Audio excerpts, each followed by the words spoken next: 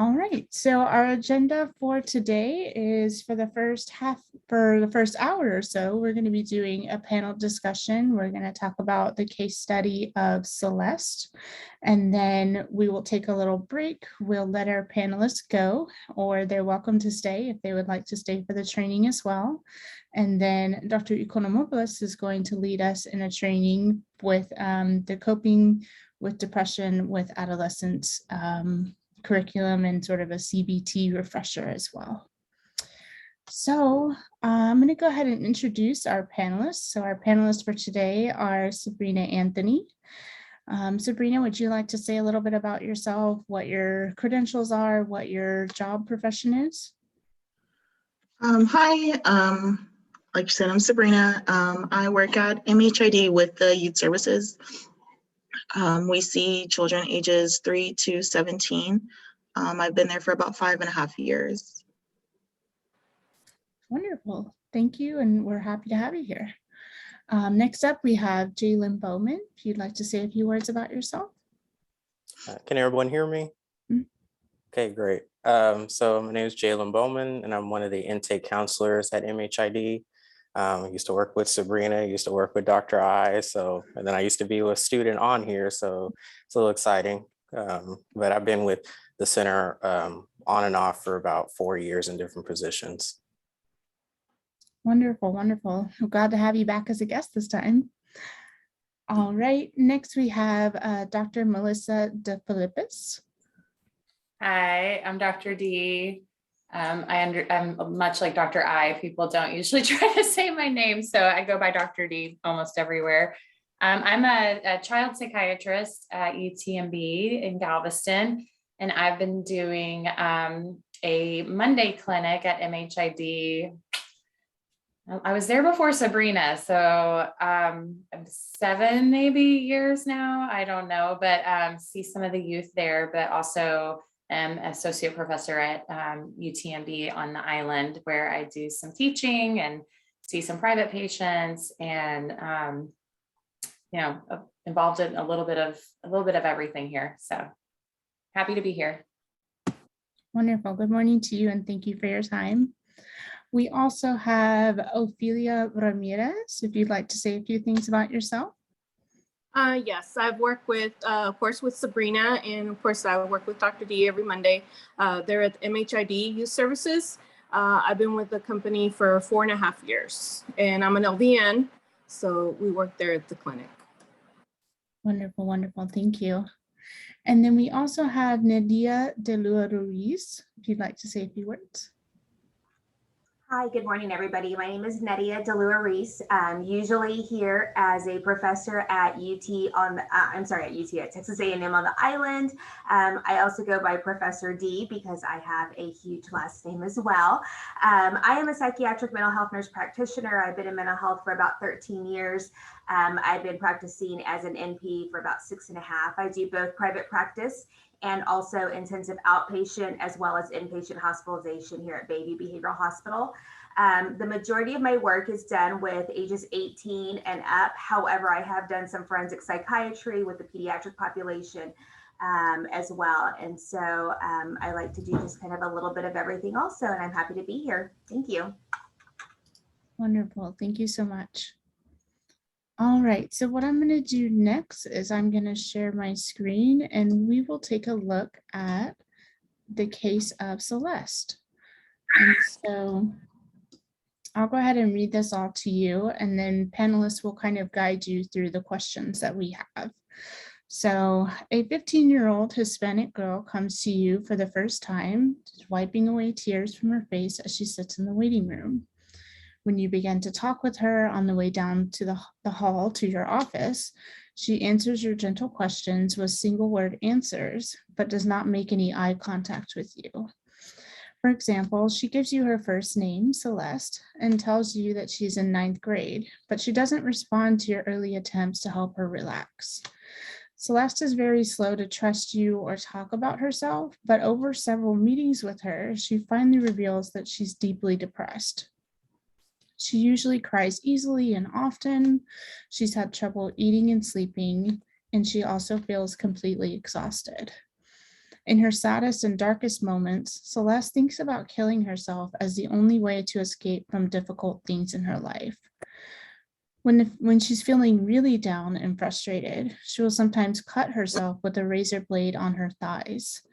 These cuts are never deep enough to put her life in danger, but they do bleed and appear to be leaving scars. Celeste tells you that she has two main things that make her feel this sad. First, from the ages of 8 to 12, her mother's boyfriend has sexually abused her. When Celeste told a friend about the abuse, the friend confided in an adult who ultimately reported this abuse to Celeste's mother and the police. Celeste's mother accused her, Celeste, of trying to steal her boyfriend and still blamed Celeste for the relationship coming to an end. Celeste's sadness over the difficult relationship with her mother, as well as her confusion about the sexual abuse, are often on her mind when she becomes so sad that she thinks of killing herself. The second thing that Celeste blames for her sadness is that she's seeing herself as a fat pig, even though she's an average weight for her height. Celeste goes through cycles of trying not to eat so that she can lose weight, and then becomes so hungry that she eats a large amount of food at one time. When she has eaten a lot of food, she becomes very upset with herself, telling herself that she will be fat forever because she has no willpower and that no boy will ever be interested in her. In the short term, this causes her to be so upset that she often cuts herself on her upper thighs. In the longer term, Celeste seeks sexual attention from boys to reassure herself that she's attractive. Her attention seeking often ends with her having sex with a boy to reassure herself that he is interested in her.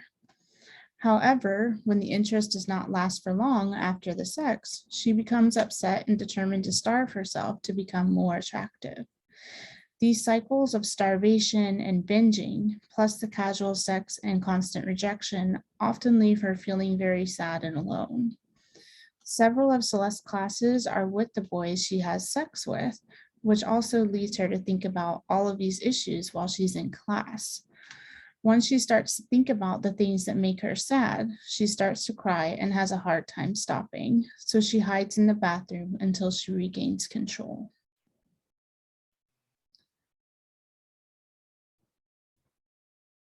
All right, so while we kind of sit with this for a minute, our first question for our panelists is, what's your clinical impression of this client? I guess I'll go first with that one. So, as an intake counselor at my position, what comes up for me is a presentation of major depressive disorder, because in my what we do as far as screening and intake is that we review kind of that diagnostic criteria that would see if they would even qualify for services. So that's really jumping out at me, just the crying spells, depressed mood, changes in her appetite, sleep, maybe even feelings of worthlessness, inappropriate guilt, things like that. So she's kind of presenting as maybe a severe case of depression. And then kind of the poor attachment figure that mom appears to be, and I would really want to know a little bit more about that, because that could be kind of a key part as to maybe her difficulty with regulating her own emotions, not having that trusted caregiver. And then also the sexual trauma, which could be the activating event for her. And then just her being a high risk of completing suicide with the reoccurrent suicidal ideations and the self-harming. So she would definitely be a higher risk in a more severe case.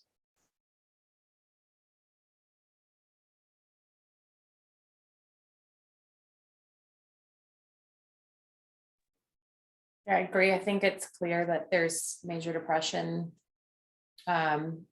We can assume the duration has been sufficient for a diagnosis. I think, I'd want to dive into the history of trauma, see if there's also coexisting PTSD, because that can really complicate treatment and requires a little different approach.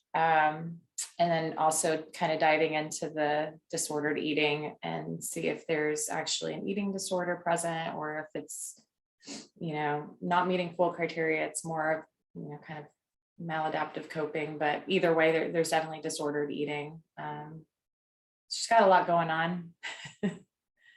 I wouldn't be surprised if there's some comorbid anxiety as well. So, but yeah, I agree. It's, when we're looking at this, we always want to kind of try to see severity wise with the depression, because that will affect kind of what we recommend for treatment. And with the self-harm and the suicidal ideation, she's probably definitely leaning more to the severe side.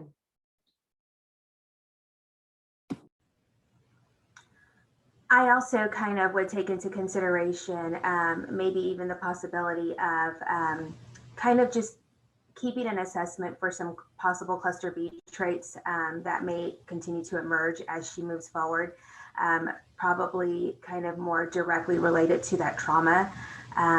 She's already starting to do the cutting and the binge eating and the starvation, and just some of those types of things kind of put her at higher risk. And again, I think all of that has to go back, kind of all circles back to the trauma that she has endured. And so again, I think for Celeste, it's just going to be really important that she has a well-rounded treatment plan to start teaching her some good coping skills, so that way it doesn't continue, as she moves forward, since she's so young still at this point.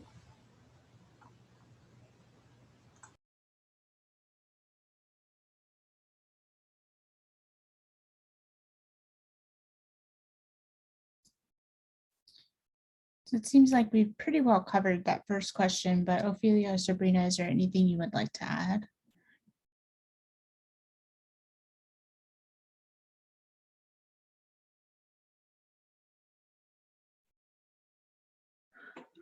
For us, it's kind of out of the scope a little bit. We try not to give too much of what our opinion would be on the client.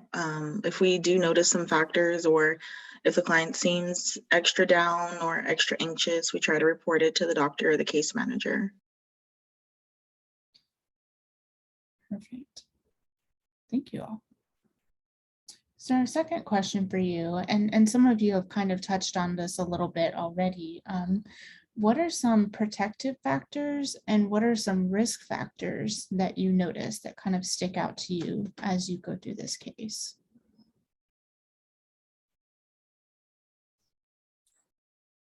So protective factors for me that I see is, she mentions having a friend, so that's definitely a protective factor and worth more exploration, just kind of her social support system, what does that look like? And then also protective factors, she's still in school. I think, for her to be going through all of this and to still be participating, attending school, that could be a protective factor, because when I was at youth, even, I was in the highest level of care, and a lot of those times, those kids would not show up, be suspended, transferred to other schools. So to still have her attending school could be a protective factor. Risk factors, definitely the suicidal ideations and the non-suicidal self-injury, and of course the restrictive and binging kind of eating patterns for her, that just heightens her risk.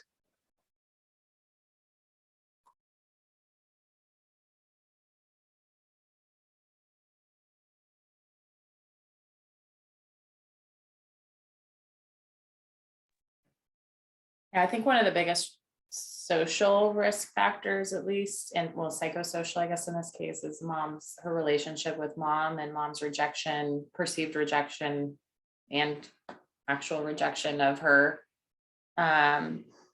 We don't know what their relationship is like from this, but it says that mom still blames her, so I assume it's not the healthiest relationship. And so not having, kind of seeing if there's other family members or parental figures that she has in her life would be really important, because that's a big one. I think her seeking out care is a big, it is a good protective factor, but there's definitely a lot of risk factors based on these few paragraphs. Kind of outweigh the protective at this point.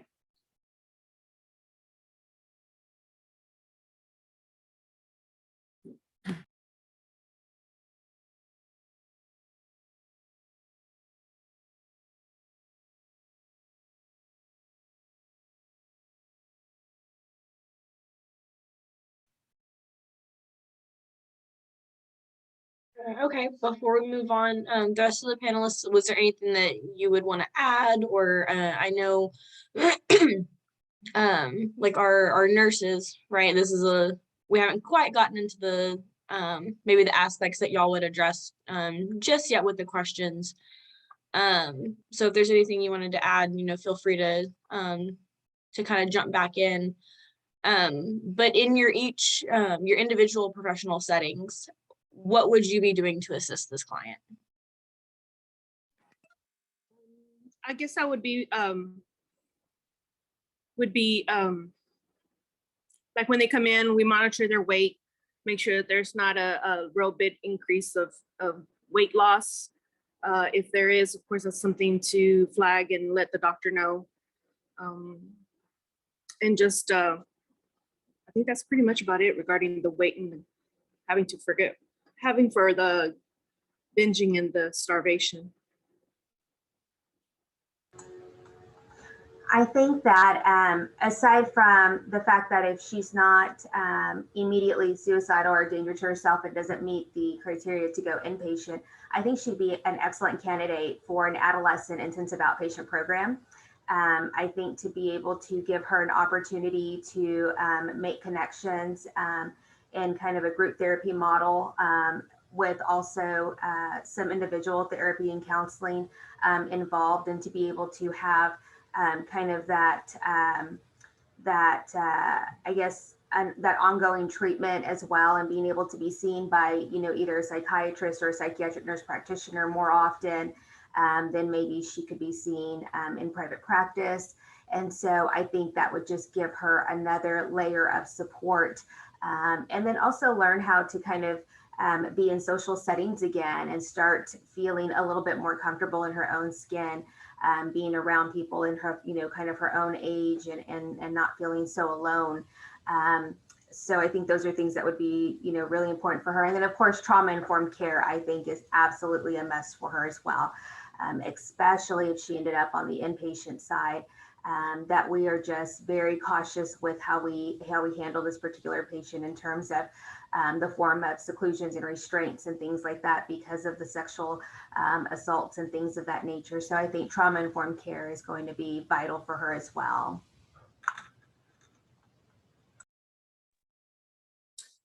How I might assist this client, if this client was coming into services with us, outpatient services, she meets with me at that point of entry.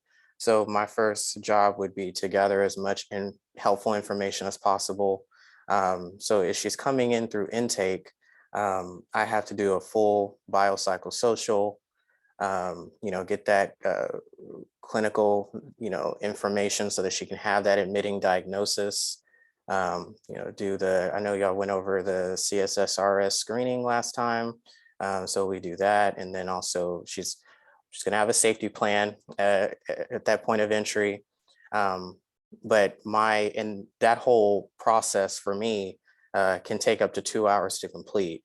But what's helpful is that the doctor and the case manager that she's gonna have, they're gonna have access to all that information that I gather. So that's just even more important on the assessment that I do, so that we can make sure she gets into the right level of care, that the doctor has enough kind of beginning information, maybe they want to explore more in certain areas, and then kind of just build that picture of what maybe medication options would be appropriate.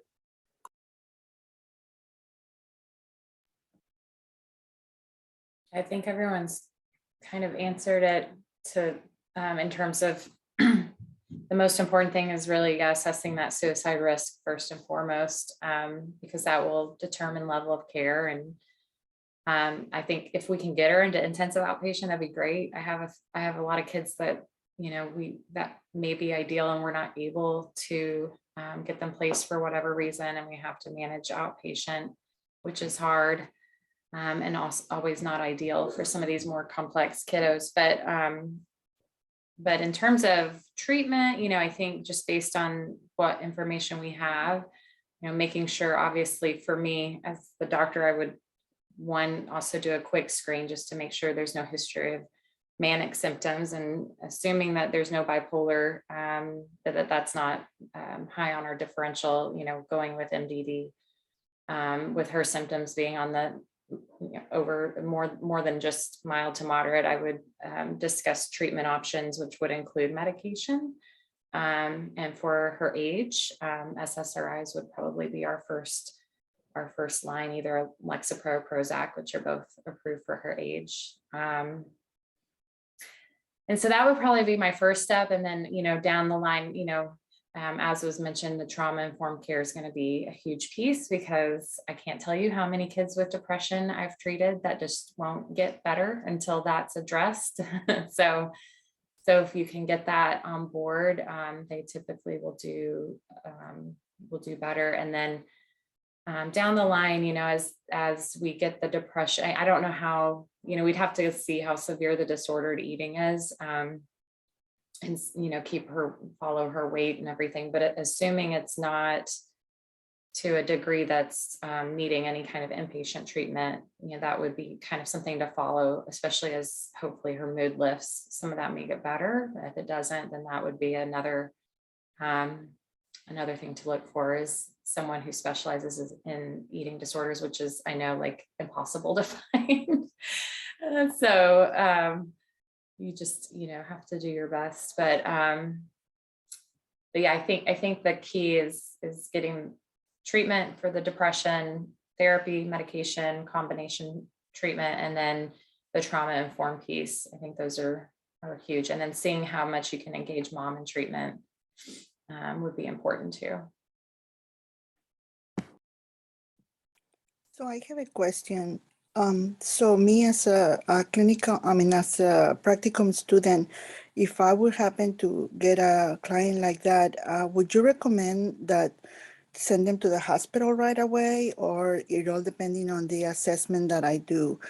Because it sounds like you are recommending for her to have some psychiatric evaluation and maybe be on medication. So what would you recommend for me as a practicum student to do, to immediately ask her to if she would agree to go to a hospital? Would I need to bring mom into the session? What would you recommend? I think it comes down to the doing that more detailed suicide screen and finding out exactly how at risk she is. If she's just having like passive thoughts of dying, or kind of, oh, maybe I could do something to her to end my life, but it doesn't really go beyond that. She's not making plans. There's no history of any suicide attempts. The cutting is worrisome, but a lot of kids will kind of separate cutting out from suicidal ideation. It's a separate thing. It's a coping thing. And so really kind of figuring out the intention, and how close she's gotten with her thoughts in terms of making plans and what intention is there. If there's no intention, no plan, it's kind of more passive thoughts and then non-suicidal self-harm. A lot of inpatient units aren't going to admit a child with those without the kind of higher risk. They may, it just depends on the place, but you really have to kind of weigh the risks and benefits of hospitalization. Inpatient acute hospitalization is not always the most therapeutic for every child. So it's really kind of a last resort option in a lot of ways. It's just a place to keep them safe, and obviously to titrate medication a little more quickly. But typically if a child is not high risk enough for inpatient, it is probably, it's better always to keep them in the least restrictive setting. And so that would be the key, is doing that Columbia screen, really drilling down kind of what the risk really is in terms of suicidal ideation, and if she's not, really high risk, trying to manage as outpatient. I mean, intensive outpatient would be wonderful. So any kind of step down care too, but trying to keep them out of the acute unit if possible is usually a better option, in my opinion. Thank And you. I also want to add on that real quick. I think the first answer is to talk to your supervisor, but it's kind of taken me back to when I was at Turning Point, but I also had a history of working with youth before I got to Turning Point. So, if this client came before me and was wanting to start counseling, of course I would be wanting to assess for, her level of lethality, but also have some and create a safety plan. She obviously needs one, and give her access to, the 24-hour crisis hotline number. But then also, now it depends on what your supervisor advises, but I would have that conversation also with her about how she feels about medication treatment. Does she just want to start with counseling? Is she open to medication? And if so, then I can provide her with that referral number to MHID, and she can get additional services through there. So, I'm having that conversation with her. I'm giving her, numbers that she can call in emergencies, safety plan, just minimizing that risk. But, every situation's different. Not everyone wants to take the medication route or therapy, and there's nothing wrong with that. But just something, to be aware of.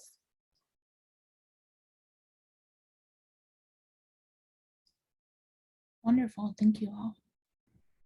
So I'm going to go ahead and move on to our next question, which is, you've all kind of hinted at, we have a lot of information here, but what other information would you want with this client?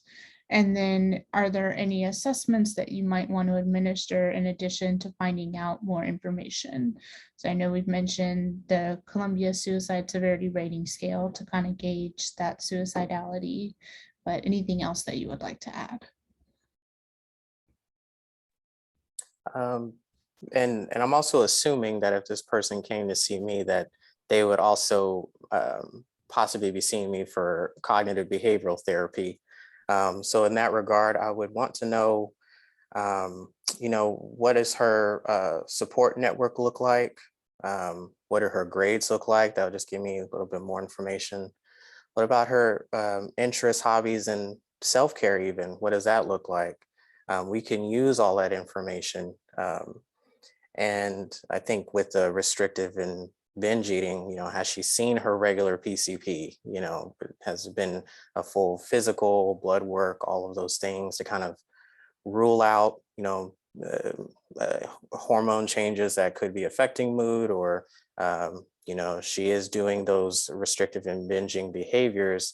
That definitely needs to be assessed by a PCP or physician. But then also, if she's presenting typical MDD symptoms, I'm going to assume, since MDD is more episodic in nature, what are those days look like where the depression's not as severe? What do you find yourself doing? I want to know that information as well. That would only help with cognitive therapy with me.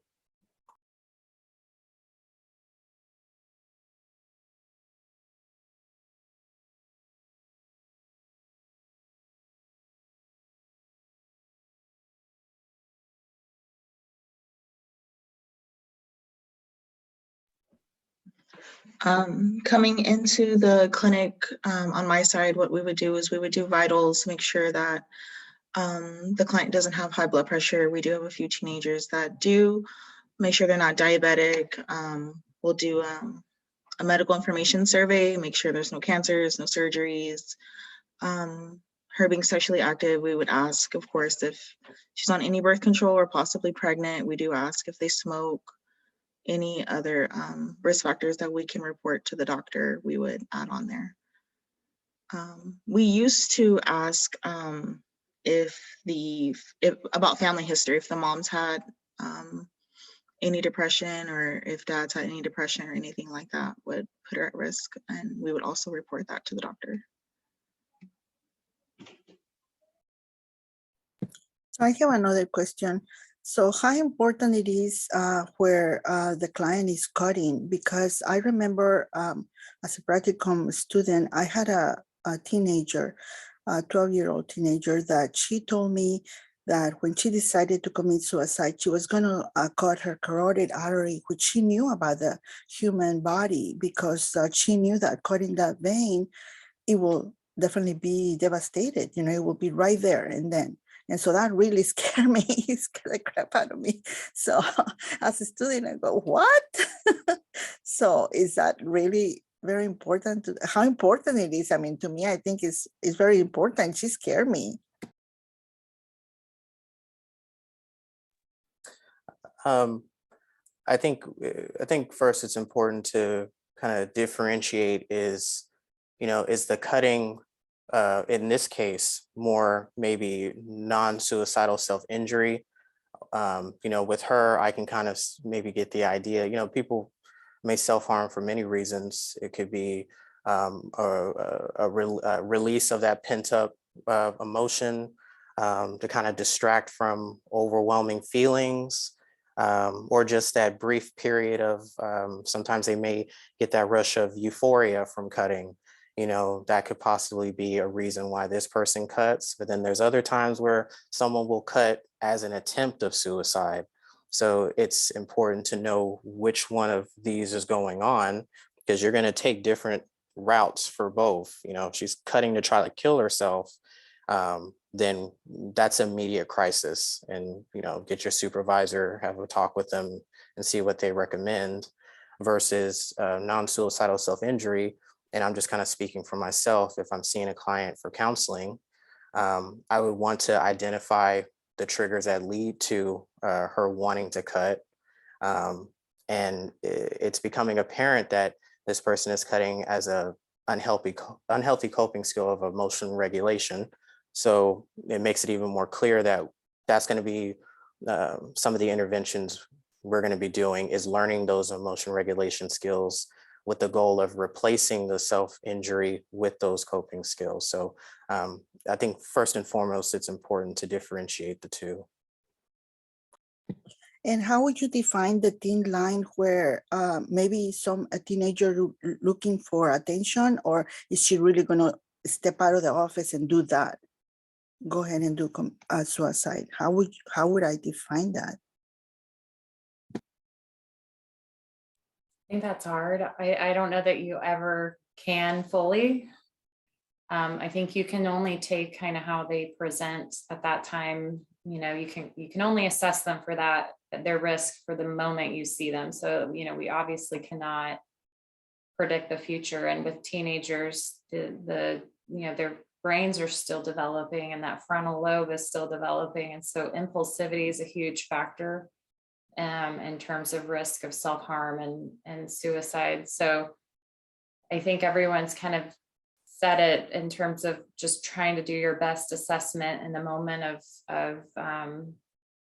for safety. I think also asking past times that they've cut and kind of past behaviors, it's a better predictor of future behavior. So you can kind of ask them, like, at its worst, what was going through your head, and really trying to separate out intention, which is so important. And then doing as much safety planning, means restriction as you can, having parents, check their bedrooms, make sure they don't have access to sharps, and it's impossible to restrict access completely, but you do the best you can. Of course, firearm safety is incredibly important, because that is in an impulsive moment, a gun is going to be the most lethal means. So that's all part of the safety planning. So I think you just have to do the best you can, and you document kind of where that child is the moment you're seeing them. And obviously no one's going to be able to say that something's going to happen or not going to happen in the future. And so it gets really tricky, and it does make you feel a little uneasy, but you can only assess you know, for that moment that you're seeing the child, and you know, try to get as much history as you can, but you know, things change. So that safety planning becomes such an important thing to make sure and cover with the family.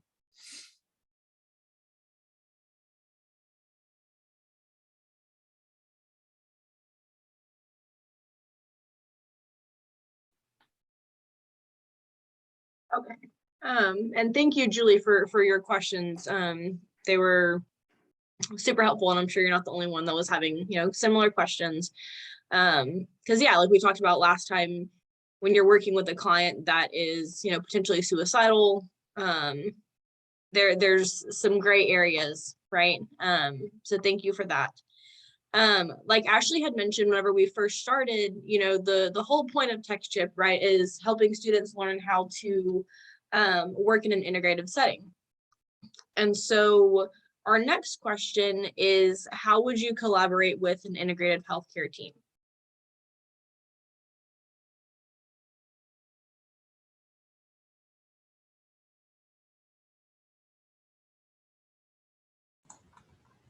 Well, obviously for this particular patient, she is a complex patient. So it's important that her healthcare team is complex as well, I think, and bringing in, you know, different resources to be a part of that team, I think will help set her up for hopefully the best possible outcomes. So obviously having, you know, as part of the healthcare team, a therapist, somebody, her primary care physician and or pediatrician, I think is also going to be an important part of that as well, in terms of, you know, when she goes in for her regular annual assessments and things like that, that they're kind of keeping an eye out for things. A psych NP and or a psychiatrist. As a psychiatric nurse practitioner myself, obviously I would also be making sure that I'm collaborating with my psychiatrist as well, especially if I have questions, or just making sure that our treatment plan is sound. So I think those are going to be some of the key members that we will be looking at in terms of taking care of this particular patient. And so it's just going to be really important to communicate with lots of different people with, you know, different specialties and things like that. You'll have some involvement probably from pharmacy, from a medication standpoint also. And so just that's kind of what I would be thinking of in terms of what an integrated team kind of might look like for her.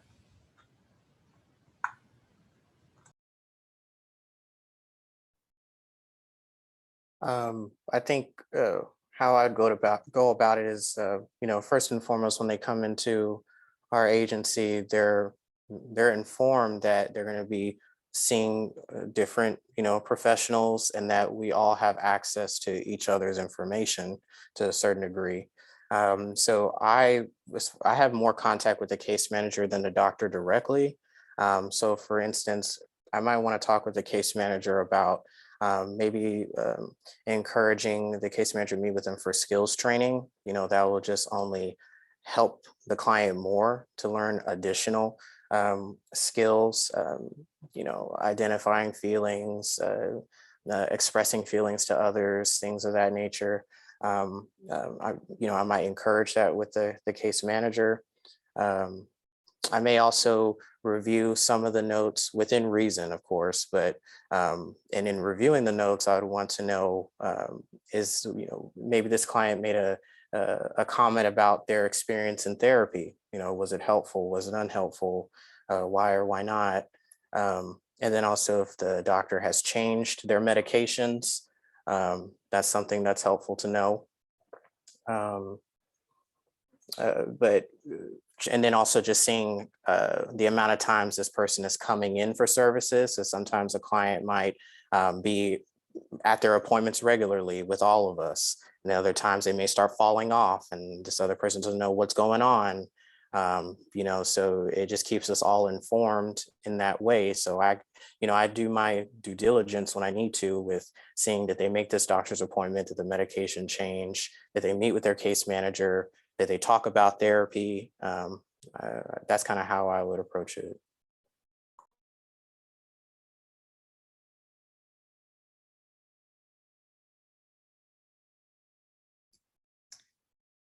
All right. Do you want to add anything, Dr. D or Ophemia? I think everyone covered it.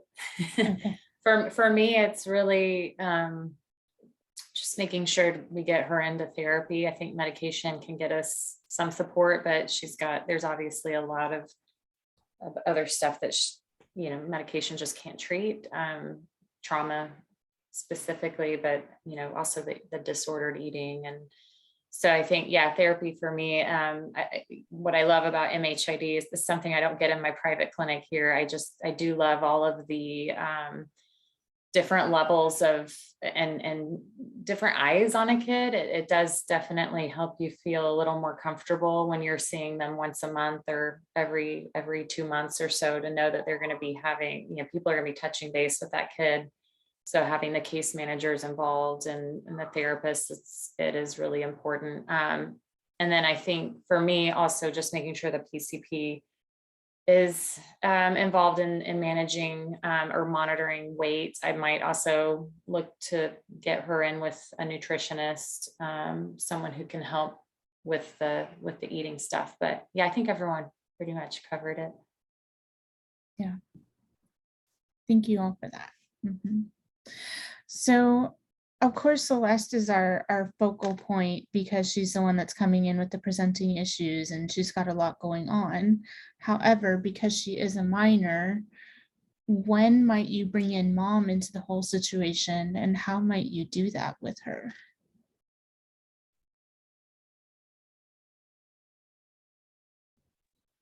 So for me, the mom because of the nature of prescribing medications, the parents are always pretty integral to psychiatric treatment because they have to consent to the treatments. But yeah, I think beyond that, it's very important to get her engaged. I think maybe even some family sessions where they kind of discuss the abuse. I mean, we're getting this story from Celeste, right? That mom blames her. Who knows how much of that is actually true and how much is Celeste's depression and her own kind of guilt. It may be that mom, doesn't blame her at all. It may, we just don't know the whole story. So really seeing how much we can engage mom in treatment would be really important, because Celeste will do better if mom is engaged in treatment with her. And also just, seeing if mom has her own issues and needs to get treatment herself. Sometimes that's a way you can help the child indirectly. So.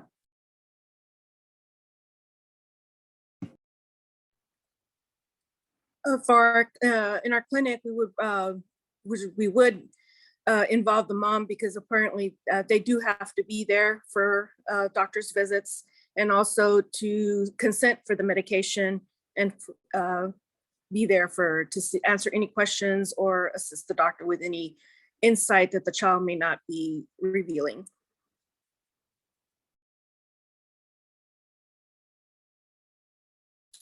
I think like what was stated there, the parents are involved in some capacity from the beginning. I think with me, I would definitely want to involve mom when it comes to safety planning. Just kind of thinking of the safety plans that we do, it would be helpful for mom to know triggers, and potential crisis situations. If Celeste comes in contact with these triggers, what kind of behavioral changes would occur that may indicate that she's having those suicidal thoughts to mom, and how mom could engage her and help her in those situations. How can she make the environment safe? I would really involve mom, particularly with the safety planning. For other things, and it really depends on the setting. In private practice, she's seeing someone in private practice would be maybe a little different, but with us, mom is involved from the beginning in some form. But when it comes to therapy, keeping in mind that the therapeutic relationship is paramount, it's the most important. If I felt that mom may need to know something or be aware of something, I would I would make sure I run that by Celeste and kind of have that conversation with her to make sure that therapeutic relationship is protected and that she feels that if I do talk with mom, I'm only doing it for her safety, and she understands that, and that it doesn't rupture the relationship. But I would definitely involve mom in the safety planning. I have a question. What would happen if the child says, no, I don't want my mom to be involved? What would happen? Well, I would definitely explore that with her. You know, why is that? You know, what's the underlying fear and reasons for that? It could, you know, with Celeste, it could be related back to how mom blamed her for her, you know, the trauma. You know, and just kind of have that that conversation and explore that further. There is no, I can't give you a certain answer, you know, because every client's different, and maybe we can hopefully come to a way in which we can address that, you know, but I would just explore that more, and then also ask, okay, what would you like me to do? What do you think would be helpful? And kind of get to that place where we can both agree on something. If, you know, it doesn't necessarily have to be, I need to tell mom X, Y, and Z. Maybe there's another support in her life that she feels more comfortable with involving, or, you know, it's very nuanced. It really depends. I would just kind of explore more and see where we can be of help with her, that she can allow me to be of help for her, if that makes sense. If she wanted dad to be there, but he doesn't have the custody, what would happen?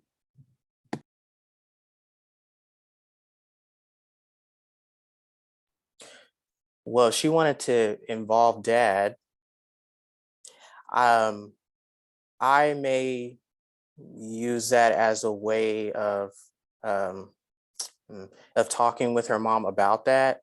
You know, if this is something that she feels is helpful for her, it's worth exploring. You know, again, I can't give a certain answer, but that would be a foothold. You know, someone else that's in her life that she feels is supportive.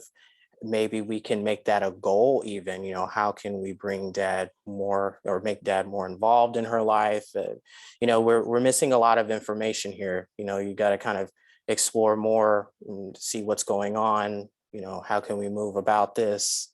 So sorry, I can't give a direct answer, but that's kind of how I would go about it, I guess.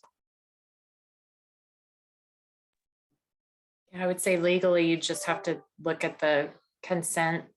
That kind of drives how involved dad can be from a consent standpoint. I don't think there's anything, if mom's willing, there's nothing saying dad can't be involved in the therapy side of things. He just may not be able to make the treatment decisions, but that doesn't mean that we can't, you know, involve him in some way if he's willing. And if mom is, you know, agreeable.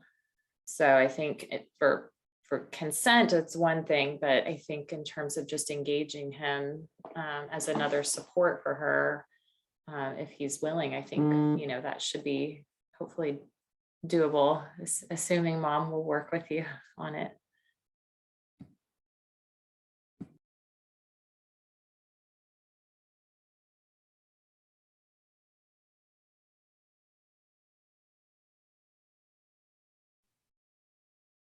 All right, so to excuse me, to wrap up, you know, we're just wanting to know what like outside resources might you recommend for this client?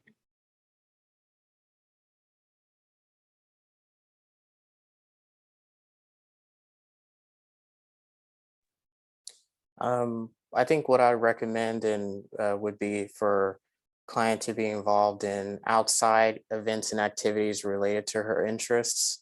You know, I'm thinking about maybe a possible goal, if she's seeing with me, it would be not only to reduce her level of risk, but also increase her level of engagement in those activities, self-care, and all those things. And that could just be more of help. You know, maybe she, I don't know, maybe she loves art and do it yourself projects and things like that, well, I'm going to recommend, have you heard of K-Space? Have you been to the art walk? That can be helpful in all types of ways, maybe encouraging those things. Also other kinds of support groups, skills training groups.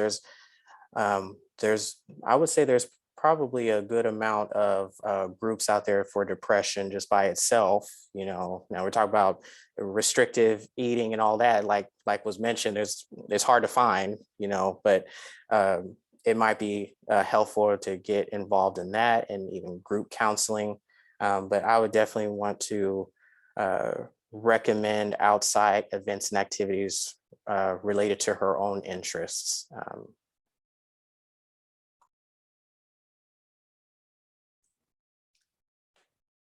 I want to jump in real quick, and I want to first say thank you again to all the panelists for all of their feedback and helpful information. And I just wanted to ask further, what would be some possible strategies that you each would use for supporting Celeste? What would be maybe some counseling strategies or possible medications that would be prescribed for Celeste, just to help reduce depressive symptoms, or just anyone in general who's experiencing depressive symptoms like this?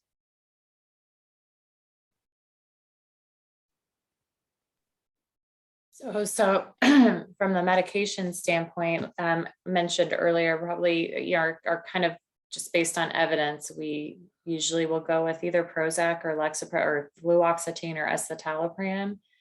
Fluoxetine is approved for kids 8 and up with depression, and escitalopram is for 12 and up. So she could take either of those. I mean, I usually will ask if there's a family history. So if mom's has a history of depression, she's doing great on Lexapro. That's what I'll start with, or Prozac or whatever. But yeah, I'll typically start with one of those two. And then in terms of just other social supports, I don't know that we've really mentioned school, but I would see what kinds of support she has at school, see what, is she academically struggling? Is she a strong student? Does she have any extracurricular activities? Because school is such a huge part of her life. I know she's going to the bathroom to cry. So do we have another place, a counselor or someone we can engage at the school to kind of provide more support as well? I have another question regarding of Dr. I's question. So what would happen if you have a child or, a family with a different cultural background that do not believe on taking medications?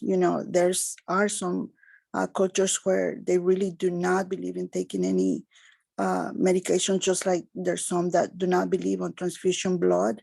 So what kind of treatment would you recommend for those people? So as a part of every evaluation and kind of treatment option discussion, you really just have to kind of lay out the recommended treatments based on their diagnosis. So for a child with mild to moderate depression, we would not recommend medication, but for a child like Celeste who has more severe depression, the reason we recommend medication is we actually have evidence showing that therapy alone may not be effective enough for kids who have more severe illness.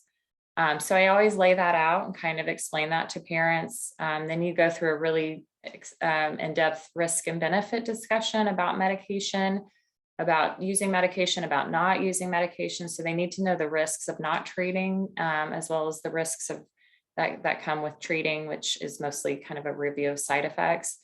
And then you can review the evidence that's out there supporting medication, the safety data, the efficacy data. You go through all of it. And you, I rarely have had a problem with parents who come in and are insisting on no medications once we've had all of that whole discussion and I've answered all their questions. They almost always, the parents will agree, because what we really talk about is the risk of not treating this adequately is that the suicidal ideation is going to potentially get worse, and this child it can be, a deadly risk. So it can be very, it can be a really potentially lethal outcome. And in terms of risks, in terms of the risks with the treatment and the potential side effects, you know, compared to not untreated depression, in a severe case of depression, they're relatively lower. So we go through all of that. I go through the black box warning. I go through it all and give them just as much information as I can. There may be parents who are still adamant against it. And what I typically will do is say, okay, well, let's start with therapy.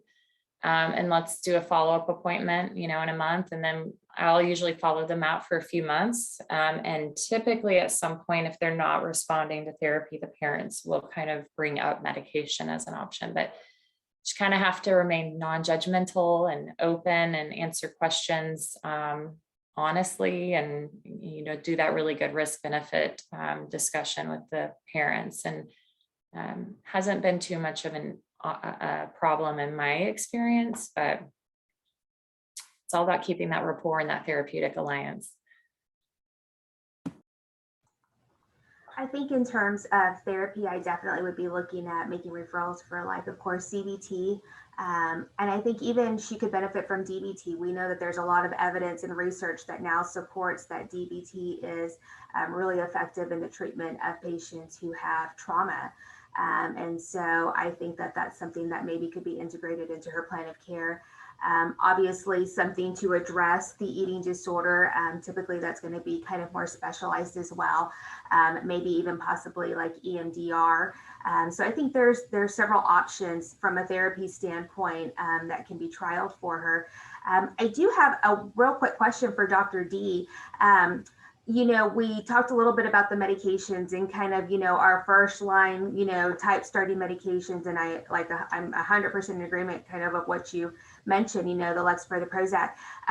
How often or what kind of candidate do you think this patient would be to add on something if she needed something more in terms of adjunct medication for like something like lithium for those neuroprotective factors? And because we know that there is some evidence that it may help to decrease, you know, things like the suicidal thoughts and behavior and the cutting and things like that. I just kind of wonder, how often do y'all actually use that in the pediatric population? And would she be kind of a good candidate for that, should she not be covered enough with kind of those first line agents? Yeah, so we don't have a ton of research or a ton of evidence looking into combination treatment in children. We do have adult studies that we kind of go by. But the general recommendation is you start with one SSRI, you give it a good trial, which I feel like is not always done. So sometimes they'll start a kid on Prozac 20 and they come back in 4 weeks and they're not doing well, and then they stop it and go to something else. And really for Prozac, for example, you want to get up to at least 40 milligrams and really give it that full 8 weeks. I don't always go the full 8 weeks if they're just miserable and not responding at all, but that's what the evidence tells us to do. So you give it a good trial, you get it to an optimal dose, you give it that chance to work. And if they're not responding, then the recommendation is to switch to a second SSRI. So Prozac, you go to Lexapro, vice versa. Do the same kind of thing, give it a good trial. And if they're not responding at all, then you move to a different class of antidepressants, SNRIs. Now, in terms of, I think when combination comes up, it's like when you're 50% there. So we've got them on Lexapro 20 milligrams max dose. They've been on this for a good amount of time. We've seen partial improvement, but they're still not quite there. And so what do we do then? And the recommendation really is to look at augmentation at that point. So instead of abandoning the benefits, you know, abandoning that medication and the 50% improvement you've seen, you do look to augmentation. And it's not super common that you have to go there, but it does happen. I think a lot of times augmentation is usually because they still have residual anxiety that's not responding. But yeah, so for depression, you know, all our augmentation agents are based on adult trials. So we just tell parents it's off label and we're just kind of going by what we do in adults. And then you try to pick an agent that has a pretty low side effect profile. So, and And there's a few different ones out there. Lithium's one that you can use. Parents are usually really nervous about lithium, and so you have to really talk through all of that with them. There's the atypicals, which have baggage as well. But then there's things like Wellbutrin, which is an antidepressant that hits different receptors, so you're not overloading them with serotonin. You know, if they're having sleep issues at night, you might add a little bit of Remeron. So, I mean, there's different things we look at. I feel like inpatient, they'll go to augmentation pretty quickly when they go inpatient, but we try to limit the medication burden as much as possible. And really optimize that first treatment first. So, and hopefully we don't have to go to combination, but yeah, it's used, but it's all off label, like a lot of things in child. And then also to address Dr. I's question in regards to therapy. First, I want to keep in mind of the setting I'm at. So in my setting, I'm only going to be allowed to see the client for CBT for maybe about 15 sessions or so. So it'd be unrealistic for me to say, you know, after all of our sessions, she's going to be on the complete opposite of depression. She's going to be totally fine and all of these things. So, and with that in mind, that goes into the goals that we're going to be setting. Of course, it's going to be collaborative, but, you know, I might be making sure we have a goal that one reduces risk, but then also increases, you know, like a personal goal, activities, hobbies, self-care, or other things, you know, that could be helpful for her.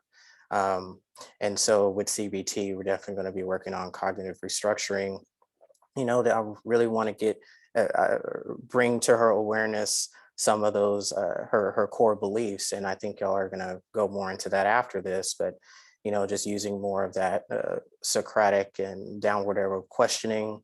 I really want to map out for her her automatic thoughts. We might use thought logs. You know, we map out her triggers. You know, what are her triggers for those suicidal thoughts and self-injury, and then having her practice and learn the skills of cognitive restructuring, but then also maybe using behavioral interventions. You know, behavioral activation, activity scheduling, things like that. That could be helpful. You know, but I'm only going to see her for such a short amount of time. So I want to make sure my main priority is to reduce her level of risk. You know, but again, goals are collaborative, whatever we kind of come to.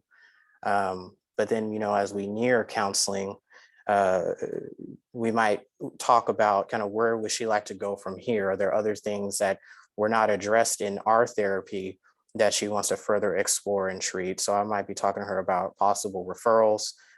There's been times where a client came in and really wanted to address more of the depression and where that comes from, but then now they want to move on to a trauma that came up or that they've experienced. So I might look at, you know, referrals to, like was mentioned, EMDR, other trauma modalities, other practitioners in the area that focus more on that. So, you know, she may not leave me, you know, completely fine, you know, but we've gotten some work done, hopefully, and that it will better equip her when she sees the next therapist. But again, you're going to, I'm guessing Dr. I is going to go more into the specific interventions, which is going to take a while, I would imagine, but, but yeah.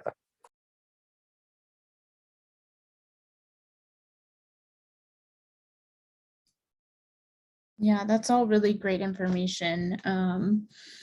And so with everything that we talked about today, I feel really confident that if Celeste were to come in and she had an integrated care team with all of our panelists, that she'd be very well taken care of and that she would get the help that she needs.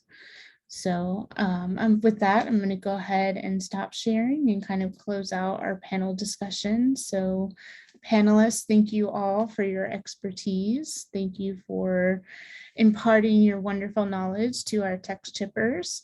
And at this time, we're going to go ahead and let y'all go. If you'd like to stay for the training that Dr. I is going to do, you're more than welcome to do so. Or if you all need to log off and go on about your day, that's fine as well. So again, thank you all. And we will take about a 10-minute break or so. Does that sound okay, y'all? Okay. Thank you, panelists, and TexCHIPers. Let's come back at about 10:17.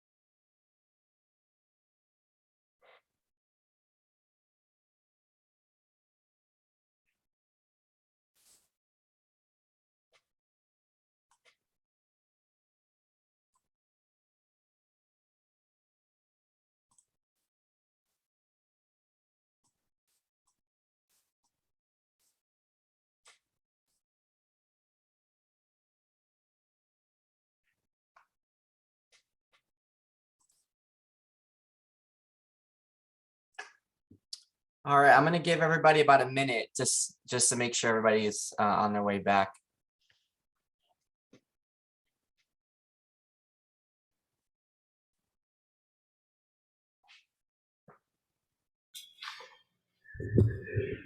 Dr. Ike, while Yes. we're waiting, can I bring up something?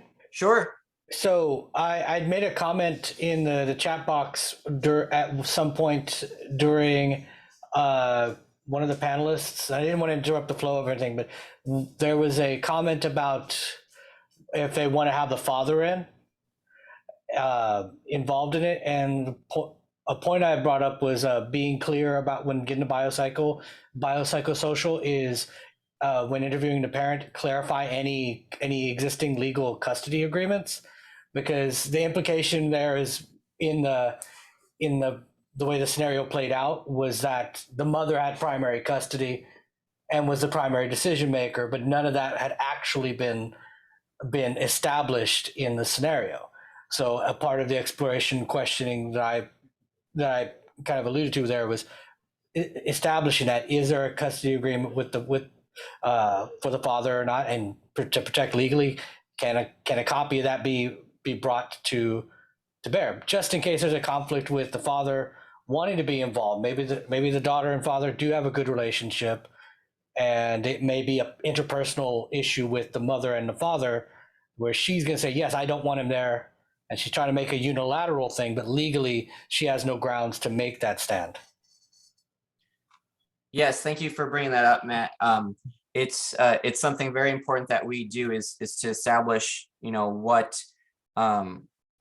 what consents that we have and what rights to like medical conservatorship we see. And so I've worked with families where the one parent had all of the medical rights and the other parent did not, but the other parent wanted to be involved and wanted to communicate with us, and we couldn't make any contact with them because we didn't have any consent to speak with them. And so it's really important that you establish that, even if a parent says, but I'm the parent, I'm the mom or I'm the dad, you have to still clarify with all of the intake paperwork that they bring in. You have to clarify, like, who do I have consent to speak to and who has medical power of attorney.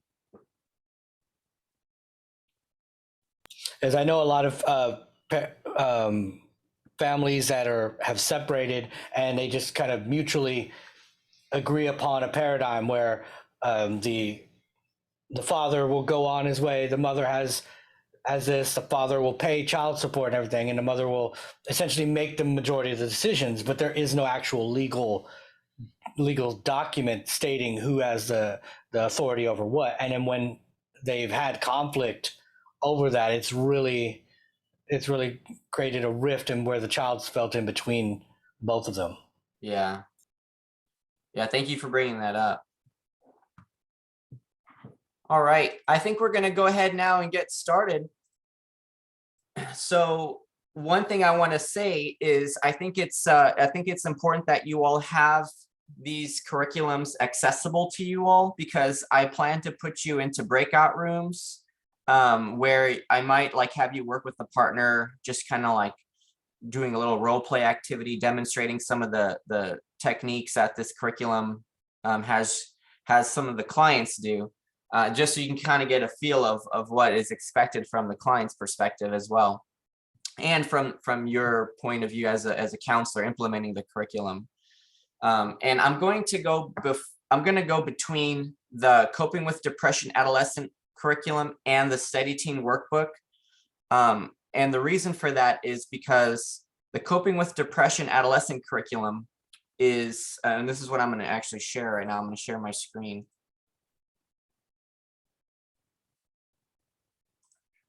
This curriculum is designed for groups. It's designed for group members, and groups usually run between 4 to 8 participants. And this curriculum in particular is designed for adolescents. Do you all see my screen? Do you all see where it says Leader's Manual for Adolescents? Okay. It's designed for adolescents between the ages of 14 and 18 years old. And I want to just mention that the inclusion criteria is that participants have to have a depressive disorder or be presenting depressive symptoms. And the exclusion criteria is that they can't be younger than 14. Now, it's not to say that there hasn't been studies done on middle schoolers, but what they have found was that the engagement and the requirement for them to participate led to just not enough outcomes to say that it's efficacious. So it's not recommended for younger than 14, but it's been shown to be very efficacious for adolescents ranging in age from 14 to 18 years old.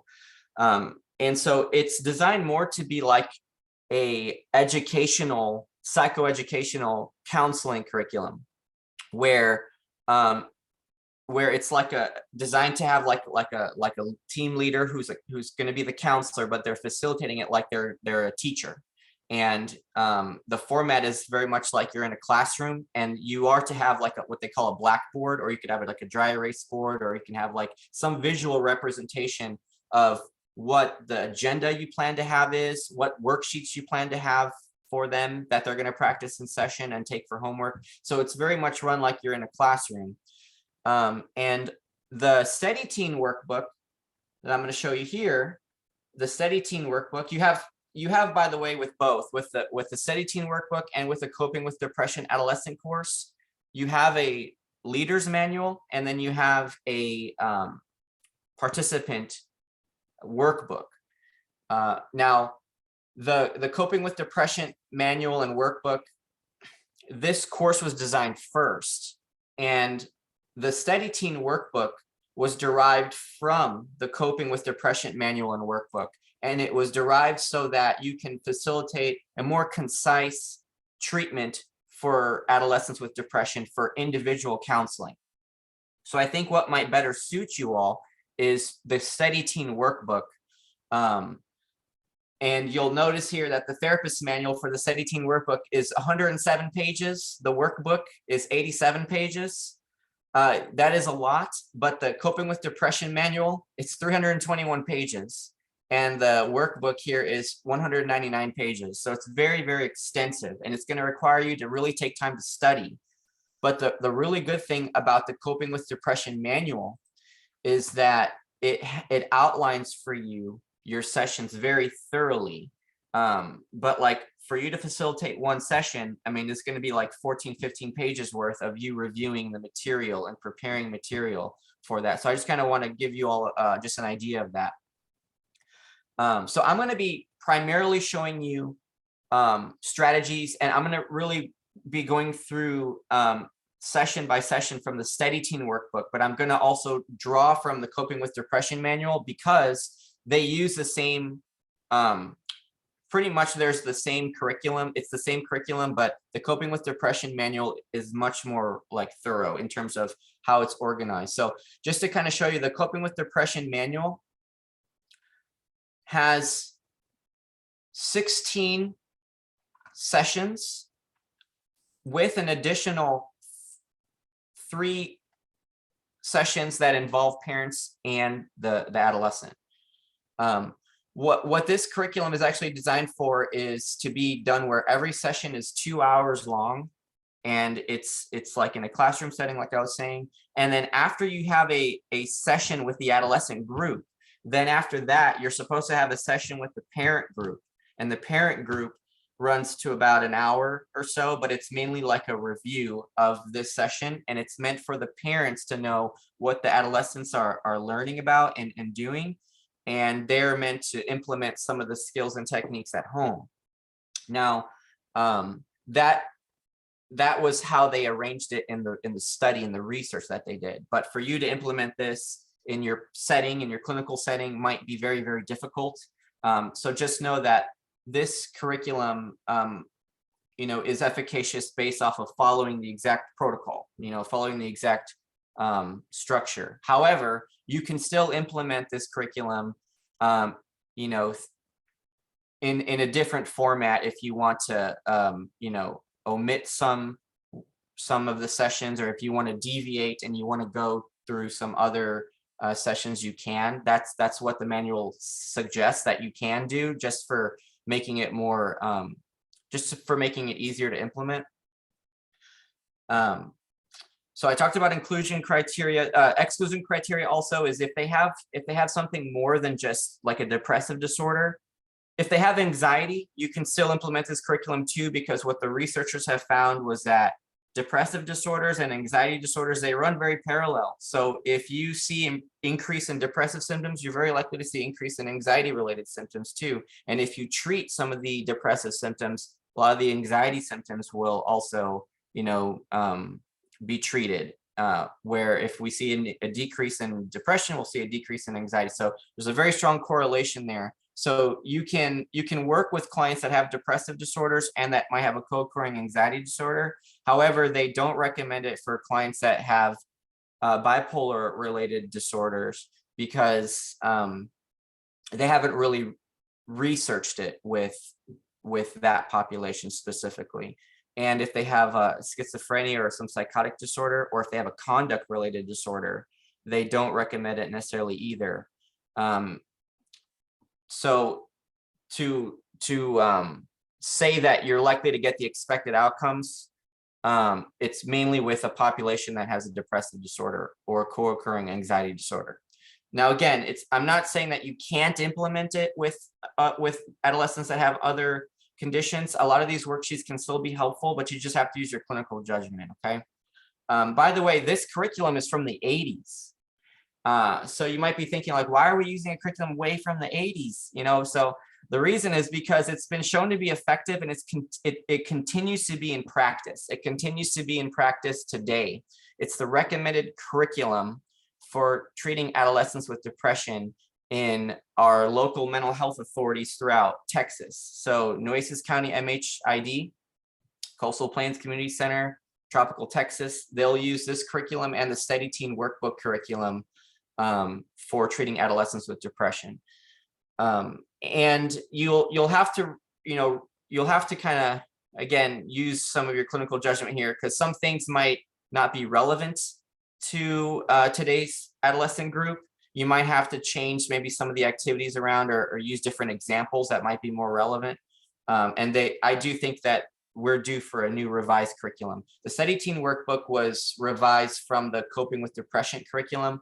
It was revised in the 90s. Or the early 2000s, I'm sorry, the early 2000s. So this is, you can see it's from the year 2000. So it is revised about 15 years or so ahead of that, but I think we're due for another revision. All right, so let me begin just by showing you here. So with the Coping with Depression curriculum, you have 16 sessions. You have a session on depression and social learning, where you're actually going to be introducing CBT and what CBT is, and then you're also going to be introducing them to general information about depression, what depressive symptoms are, and also how we can expect change to happen. We're also teaching adolescents how to recognize their own symptoms and how they can identify the relationship between their thoughts, feelings, and actions. Then you go over a session on reducing tension. So you're teaching them relaxation exercises. Primarily, there's an example here for a progressive muscle relaxation exercise and a visualization exercise. Then we talk more about learning how to change, how we can schedule fun activities to change our mood, and how we can schedule success activities to change our mood. And then when it comes to changing our thinking, here we're learning about cognitive strategies, specifically like the ABCDE model that Aaron Beck and Albert Ellis use. So this curriculum implements a lot of theory from cognitive behavioral therapy with Aaron Beck and from RABT with Albert Ellis. The power of positive thinking, so more strategies for cognitive change, disputing irrational thinking. So there's a lot that you do on challenging unhelpful thoughts. And then more sessions about relaxation. And then we're actually teaching them also some social skills. We want to help them be able to communicate effectively. And this includes helping adolescents with depression know how to introduce themselves, know how to engage at an appropriate time in a conversation. Sometimes, adolescents with depression, they really struggle thinking that what's the use? Like if I go to try to talk to someone, they're not going to want to talk to me, you know, but maybe they've never really discovered when the appropriate time is to talk to someone, and openings for engaging in conversation.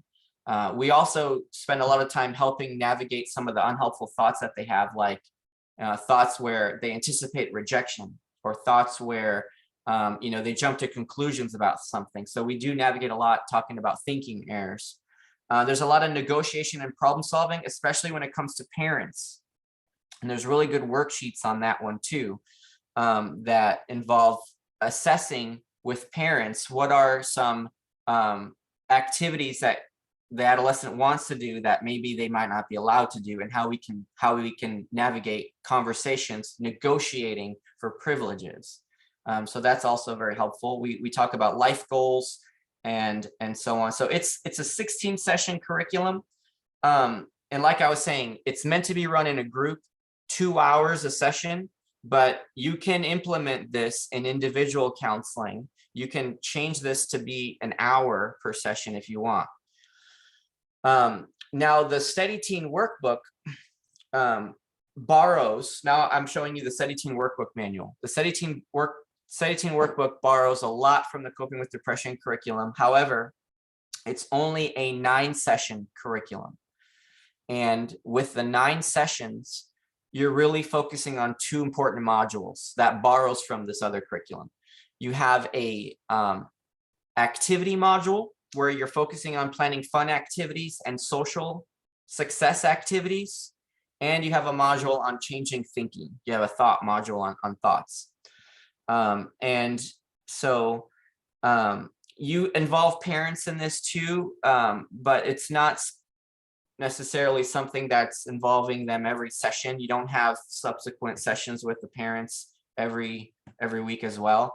But you can incorporate the parents in any of these sessions as many times as you want. It's recommended that you at least incorporate them in to have sessions with the parent and the child together at least twice.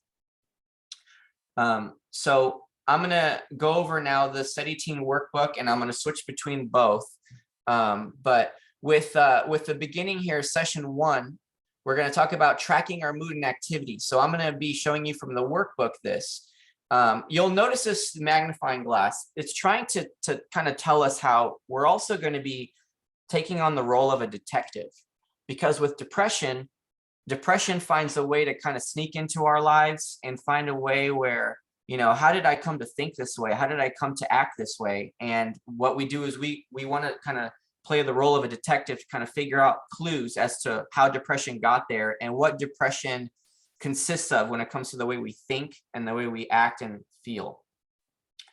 So these are in the beginning just kind of like worksheets that you're going to have on hand to give the client for them to take home. So a mood and activity diary is introduced. And the reason for introducing a mood and activity diary in the beginning is that you want to help the client keep track of their mood and their fun activities. This is a little different than the Coping with Depression manual, whereas the Coping with Depression workbook, let me go to the beginning. The Coping with Depression workbook starts with a mood diary, but it's not a mood diary with activities. You get to that later. So you spend a lot more time drawing this out with the Coping with Depression curriculum. But with the Steady Teen workbook, I mean, I would recommend starting with the Steady Teen workbook curriculum. Either way, you can go back and forth. But to me, introducing the mood activity and the fun activities concept is helpful. But basically what they're going to be doing is they're going to be keeping track of their mood each day of the week and keeping track of their fun activities.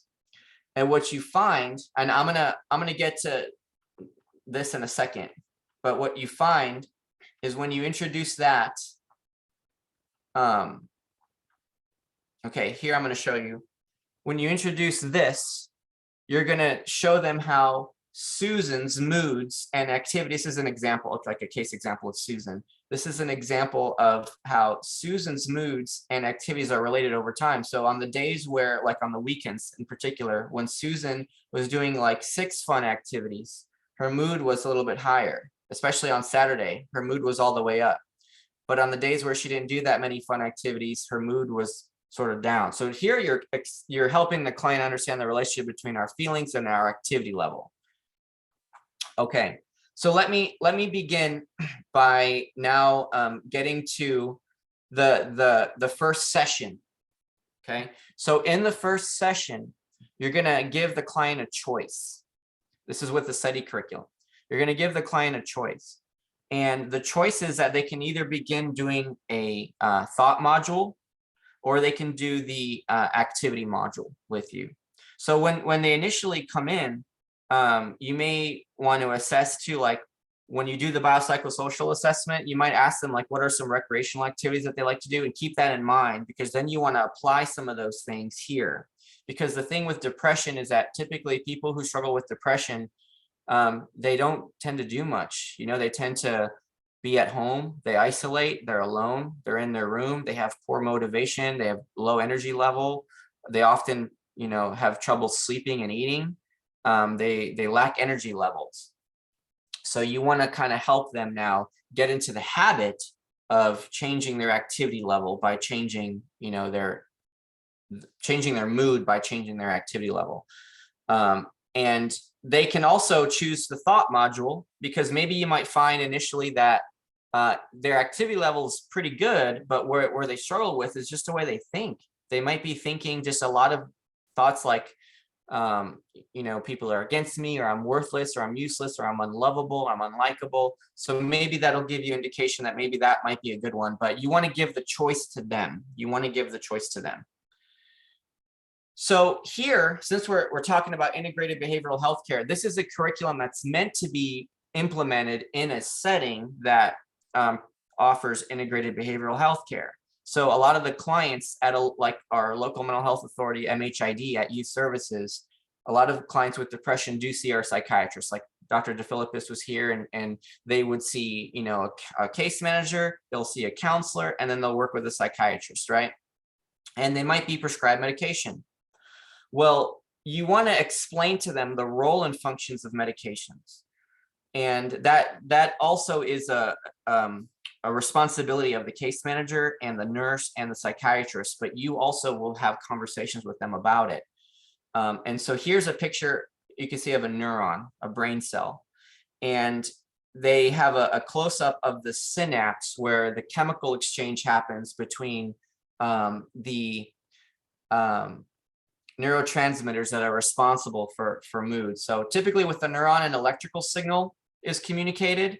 It travels down our axon here, and then it goes into our terminal dendrites, and now we have a chemical signal that's communicated. And for the regions of our brain that's responsible for mood, whenever we have an exchange of serotonin, for example, we'll be able to communicate with other brain cells that we are experiencing an elevation in mood, right? And so you don't want to go maybe too much in depth on this for them, because they may not understand fully all these things. So you have to be mindful of your choice of words. And by the way, the Steady Teen workbook can be used for 12 to 17, or really you can use this even with older adolescents in their early 20s if you'd like, or even adults. But it's primarily been researched for 12 to 17, the Steady Teen workbook. The Coping with Depression can also be used with adults too, but primarily research is with adolescents. There's an adult version of that one. So with this chemical exchange that we see in this picture of the synapse, we kind of let them know that our brain exchanges chemicals, and the chemicals responsible for mood is like serotonin and dopamine. And the medications that they're prescribed is to help allow them to have a better system in place for regulating those chemicals, so that they can experience elevated mood when it's warranted. And so here you can see that SSRIs, selective serotonin reuptake inhibitors, they allow for the neurotransmitters that are responsible for mood. They allow for them to remain at this chemical exchange, because what happens is the neurons at the terminal dendrite here, sometimes what happens with people that struggle with depression is that when they initially release the neurotransmitters like serotonin, and it's supposed to then go into the receptor molecule sites. Sometimes the terminal dendrite will take that serotonin back. It'll take it back too quickly before the other neuron dendrite, where it's communicating down here, can take it in.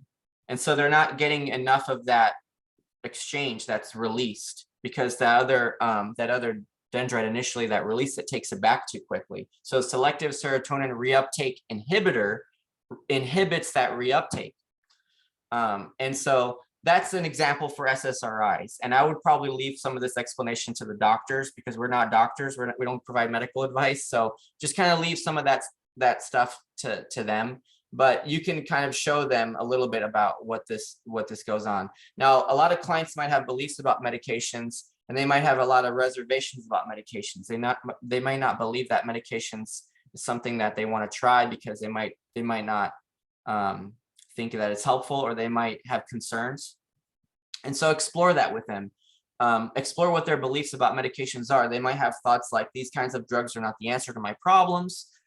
These kinds of drugs are a crutch. I would be the one to get severe side effects. I should be able to get by without using these kinds of drugs. I could get addicted. So you want to go over this, and these are things that they might believe in. So you want to give this as an assessment to them to fill out. Important information about using antidepressant medications. So if they are prescribed antidepressant medications, hopefully there's a plan in place for them to take it as prescribed, and also a way to deal with possible side effects. So possible side effects could include that they'll have dry mouth, that they might have constipation, drowsiness, blurred vision, dizziness, and you want to be able to give them some solutions or strategies for managing these side effects, so that eventually they can get over these side effects. And these side effects don't last the whole way through treatment. Eventually these side effects disappear. So it just depends on what they're experiencing and feeling at the time.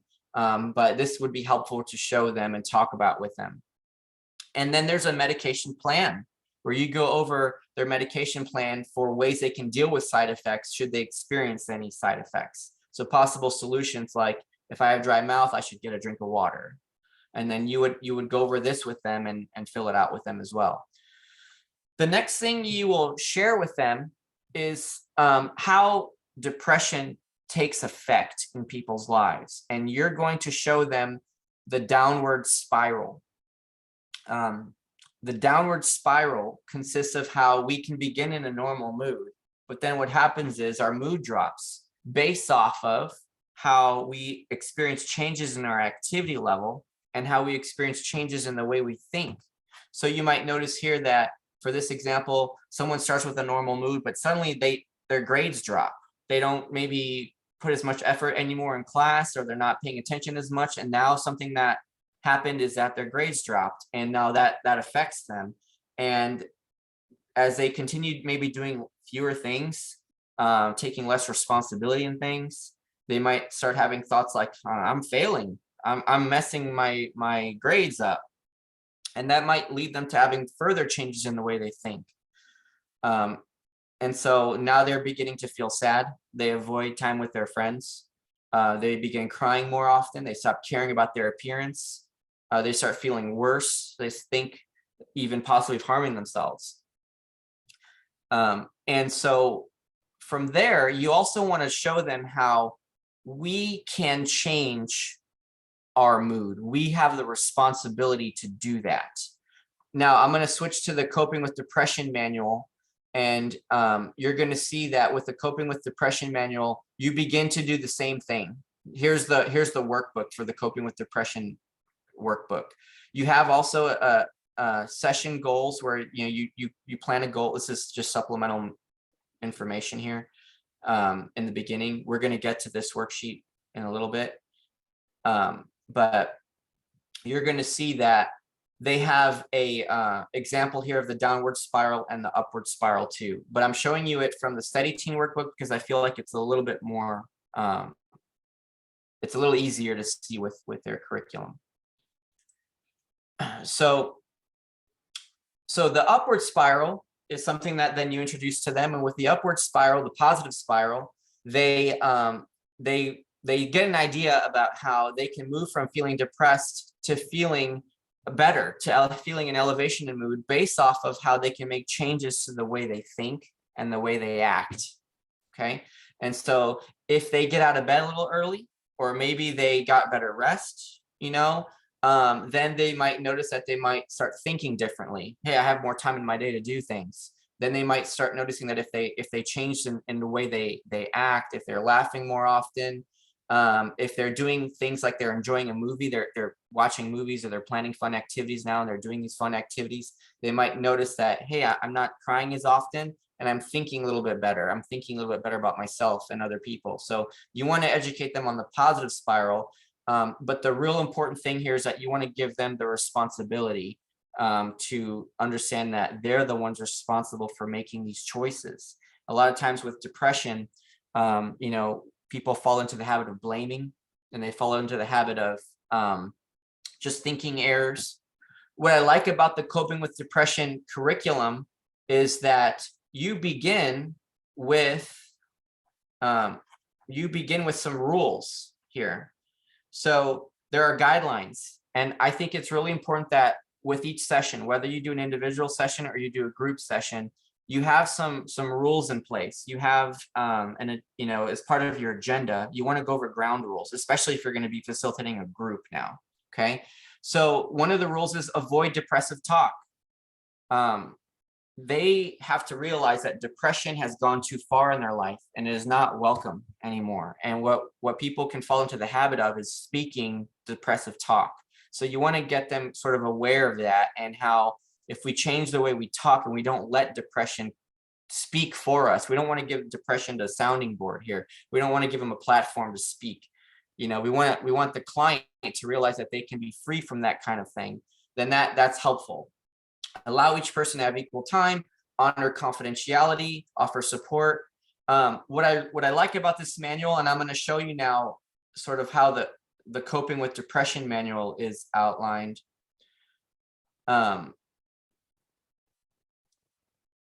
You're gonna see that I'm skipping through this just because it's important stuff to read.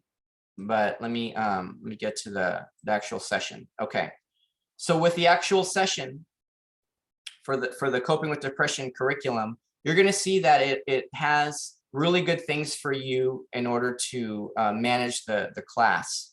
Okay, so the first session for this one has a lot of good things outlined here, like it has an agenda. And one thing I want to encourage you to do, whether you're going to do the Coping with Depression curriculum with clients or with the Study Team workbook, is you want to also have an agenda for every session outlining what you're going to do. And you're going to want to have ground rules for what you hope that they would have. So you have your agenda, you have materials that they ought to know that they should have with them, like a workbook, extra pencils and paper, refreshments. And then with the agenda, you want to show them what activities that they're going to do and what they can expect.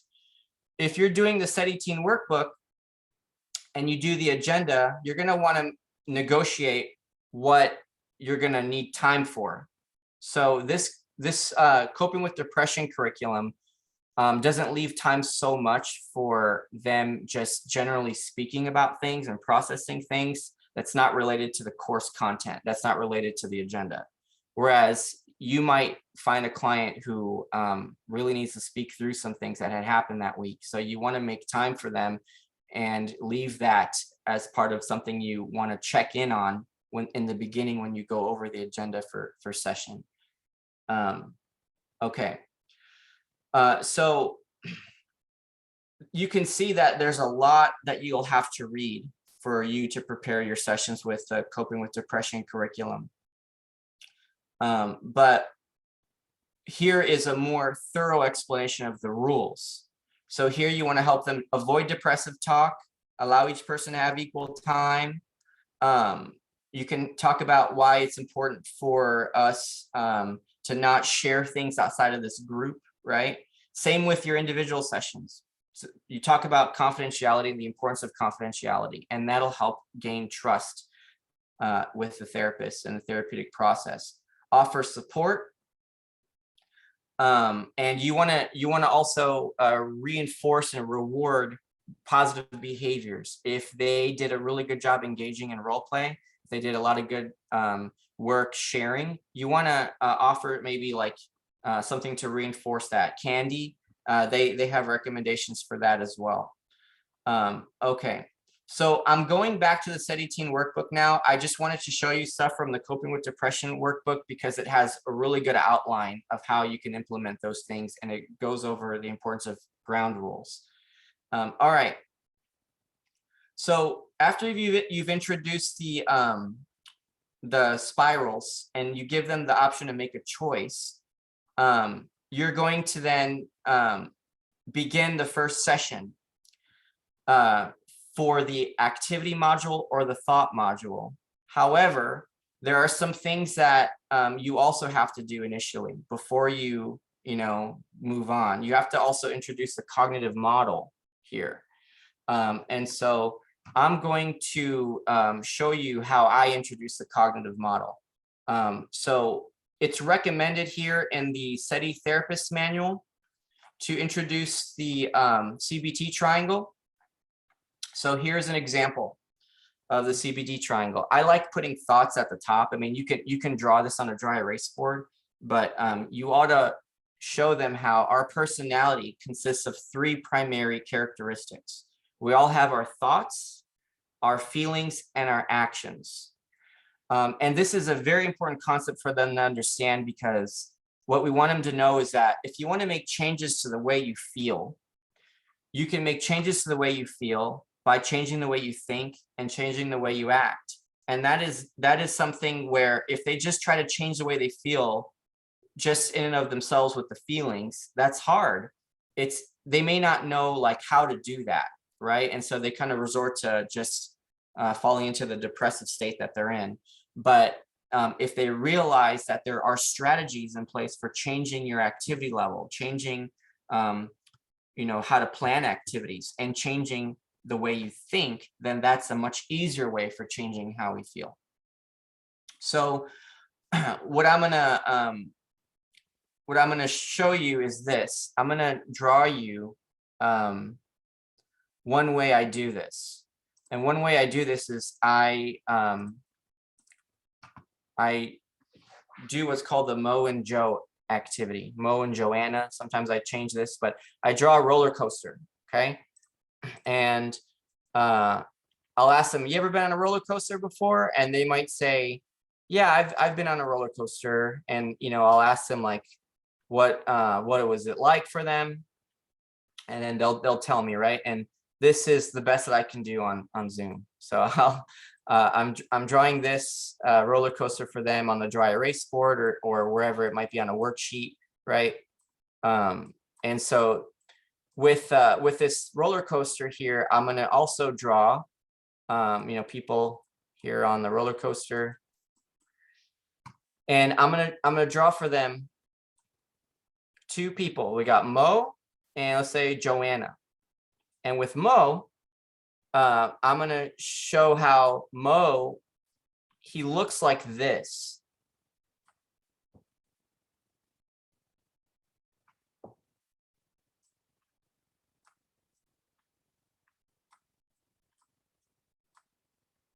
And Joanna,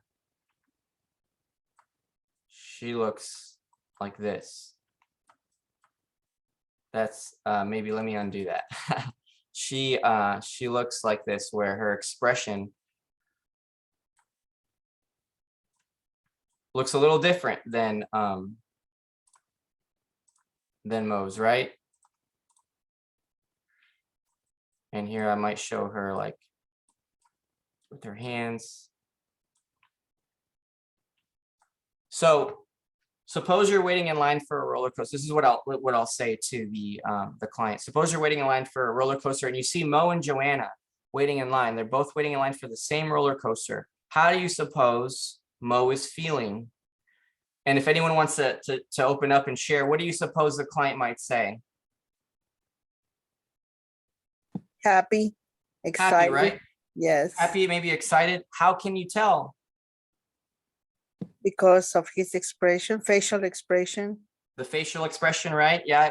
So we would see maybe that he's what, smiling, laughing, right? So what do you suppose Mo is thinking? He can't wait to get in it. Yeah, I can't wait to get on, because if I get on, it's gonna be Exciting. exciting. It's gonna be fun, right? I'll have a good time. What do you suppose Joanna is feeling? She's scared. She's scared, right? And if you were there watching Joanna, what do you suppose you'd see her doing? Like, how can you tell she's scared? By what physical characteristics would she be maybe displaying? She just realized how big that roller coaster is. Okay, so yes, let's first focus on like what she might be doing. Like, how can you tell when someone's scared? What do they usually do? Well, their facial expressions again. He's like, what? You know, like Yeah, facial expressions, surprise. right? Yes, Eyes are real big, right? right, Maybe like their mouth would be open, or they might be right, like holding onto their face. They might be right. sweating, shaking. So you want to be able to help the client understand the cognitive model, right? So our thoughts, feelings, actions are all related, and the way we feel is based off the way we think and the way we act. So what do you suppose Joanna's thinking? Am I really gonna get into this thing? Yeah, like, because if I get on, then I might get Sick. sick. Yeah, I might hurt. Something bad might happen. So then I'll ask the client, isn't it interesting how we're both waiting in line for the same roller coaster, but Mo and Joanna has two completely different emotional reactions and different ways of thinking about things and acting, all based on, all these emotional reactions are based off the way they think. So then I'll ask them, what do you suppose Mo can tell Joanna to help Joanna be more comfortable on the ride? What could she say? Or what could he say? What could he say to her? Oh, don't be scared. I'll be here with you. Yeah, don't be scared. I'll be here. I'm here to help. Okay. Anything else that he might say? Don't get on it if you don't want to. I don't know. Just to help her be more comfortable. If Joanna needed support to be more comfortable, what else could Mo Okay. I'll hold say? your hand. I'll hold your hand. I'll be there. So Yeah. that's definitely helpful for her to feel that she's not alone, right? Right. We'll sit together. Something like Right. that. I'll hold you, you know. Yeah. He might also say, these roller coasters are designed by people who have tested them, and they're good Yeah. engineers. Yeah, that's true. Look at the people getting off. They're having a lot of fun. He might say, I've been on this before. And so that might also, would you suppose that if Joanna takes some time to think about these things and to invite these alternative ways of thinking into her mind, do you feel like it might allow Joanna to feel a little bit less anxious or worried? Maybe, but if she's truly terrified, may not convince her. So yes, so it's possible. We have to be realistic here, but we also have to explain that if we want to change how we feel, ultimately what changes is the way we think and the way we act. And it takes time. It's not a quick fix. It's going to take time. It's going to take evidence, right? And I'll explain to the client how, just like Joanna feeling anxious, anticipating having to go on this big roller coaster, sometimes we have things in our lives that we encounter that we anticipate might be scary, or we go through things that we think will be fun. And these situations might, be what we assume to be the cause of our emotional state, but really it's based off the way we think. And the way we act is a reflection of that. And so one thing I want to help them understand too is that in no way are we attempting to, say that they're, we're not trying to dispute them directly with CBT. The difference is this. With cognitive behavioral therapy, we take a more collaborative approach. We want to help the client see that they are in control, and we're not going to impose on them or force them to change their thinking or assume that, that they ought to think a certain way, when to them it's like unrealistic or unreasonable. We want to help support them to make their own choice and to examine the way they think, and to examine other examples of the way other people think, so that they can get good at examining their own thoughts eventually to work on changing their thinking. You mean like kind of psychoeducation them so they can understand better? Well, you do a lot of psychoeducation where you want to teach them strategies for changing their thinking, but you also want them to, so I want to say this, that it's not necessarily how skillful you are, but it's more so how skillful they become in the process of treatment. They are building their skills to dispute their thinking, to examine their thinking, to work on changing their unhelpful thinking. And they're the ones who are planning activities that they could do to elevate their mood. They're the ones planning success activities, fun activities to change their mood so that they can experience more positive emotions. Now, depression is very much rooted in the way we think. Depression is very much rooted in how we think, and sometimes people who've been through traumatic experiences, they've had a lot of negative thoughts planted in them, especially if they've experienced abuse, verbal abuse, emotional abuse, sexual abuse. They've come to believe things about themselves that really strengthen the depressive effects, right? And I sometimes use another metaphor. I'll talk about how our thoughts are like, our mind is like a garden, and thoughts are like seeds. And sometimes people will come and they'll plant seeds in our mind. And sometimes these seeds grow as weeds. And these weeds produce thorns and thistles, and they produce a lot of, unpleasant thoughts, feelings, and emotions that come out in us. And what we got to do is examine these weeds and see if we can pull them out, because they're responsible for these unpleasant emotions in us. And so sometimes these weeds just need to be pulled out. And what we try to do is see if we can plant a more appropriate seed that will grow into a beautiful plant that'll produce fruit and flowers and things that we want in our mind, things that are healthy, things that are edifying, things that are good for us. And so this is a big part of it in how you introduce CBT and what we're going to do in counseling. So you actually do introduce to them what CBT is, what the process of CBT is, how we're going to move forward in session. And you let them know that they're also going to get homework assignments. So with homework assignments, the word homework can be a little off-putting, but the homework assignments are not like school homework assignments. The homework assignments are designed to help them gain skills in solving their problems. So skills in changing their thinking and skills in planning their activity level, changing their activity level so that depression doesn't hold them down to the activities and actions that depression usually holds them down to. So I'm going to go back now to my screen.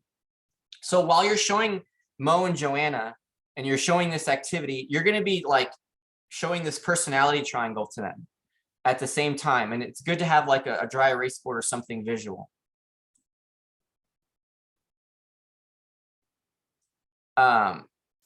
So I'm glad that y'all like this one.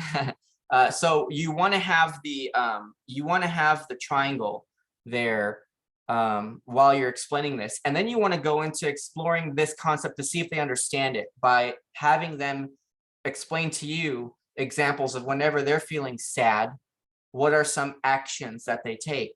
Where do you tend to be whenever you're feeling sad? They'll say it. Oh, I'm in my room most of the time.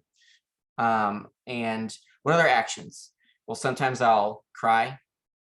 Sometimes I might even cut myself. And then you'll explore, like, what are you thinking usually? Well, I'll think like no one cares about me, and sometimes adolescents have a real hard time articulating this and expressing this. So you'll work through that with them, and then you'll want them as a homework assignment just to keep track now of their fun activities and mood. Really, you just want them to keep track of their feeling level. Just have them keep track of their feeling level and have them report that to you. So session A1 now would be as if you're starting the activity module. And here you're gonna, again, do a medication plan. You're going to see if they're taking their medications as prescribed. Do they have any side effects this week? How do they work through those possible side effects? And then again, you will review whether or not they've kept track of their mood and activity level. And so they'll get an idea that I can change the way I feel if I change my activity level. And here, they're going to then begin working with you on, and this is still in the first activity session, you're going to begin introducing the concept of how there are different types of activities that we can engage in. We can engage in social activities that can elevate our mood, or we can engage in success activities that can elevate our mood. And so you'll have them go over differences between social activities and success activities. So meeting someone new, what would you all say? Is that more of a social activity or a success activity?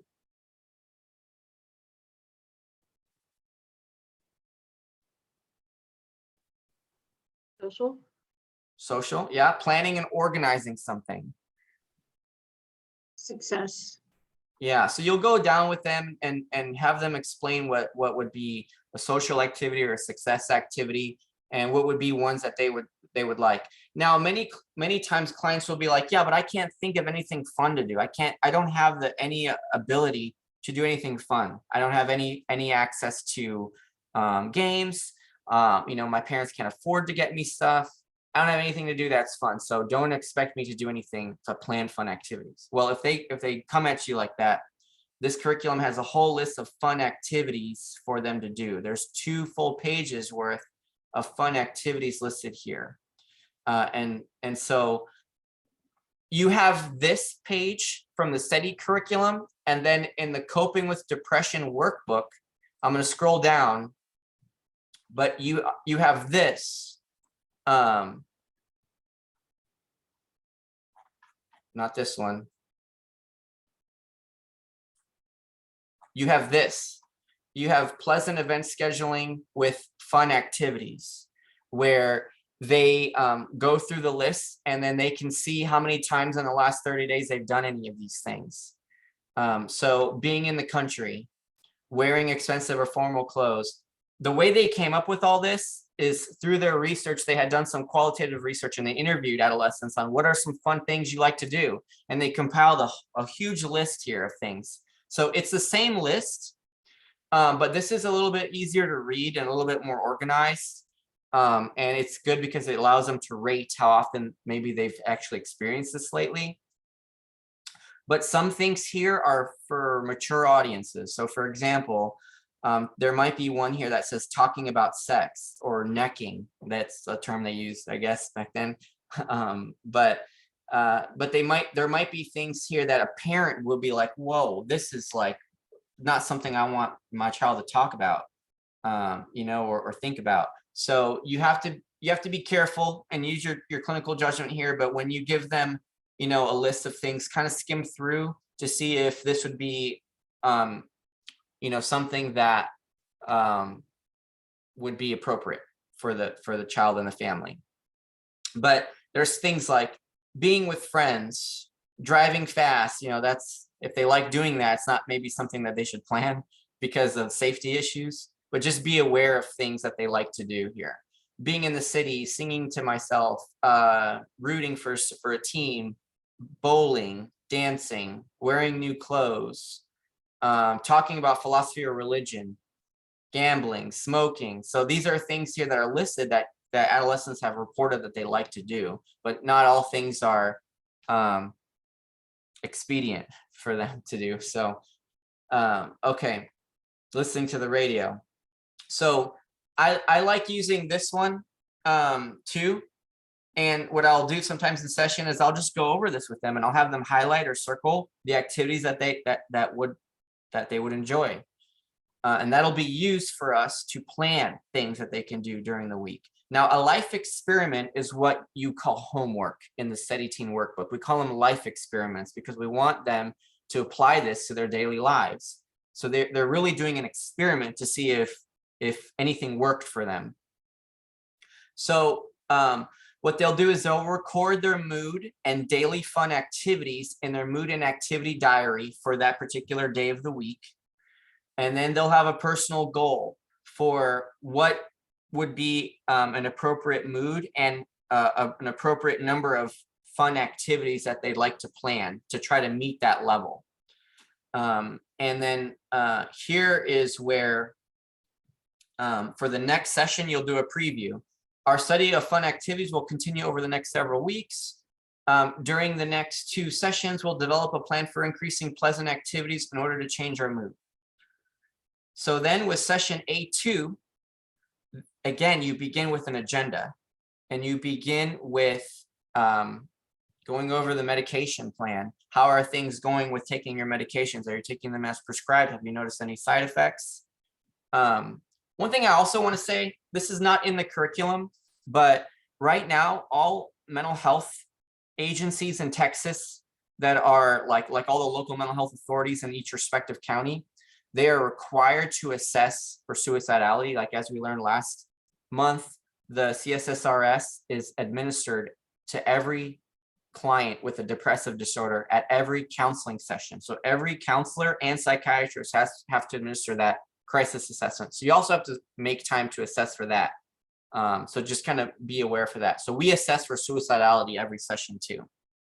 And then if they do acknowledge having suicidal thoughts and a plan and a means, then we have to switch over to do a crisis assessment, not therapy anymore. We're in a different mode now. And then we will have to assess for safety and determine if we need to do a safety plan, if they can remain safe, or we might have to coordinate hospitalization. So that's stuff we talked about last month.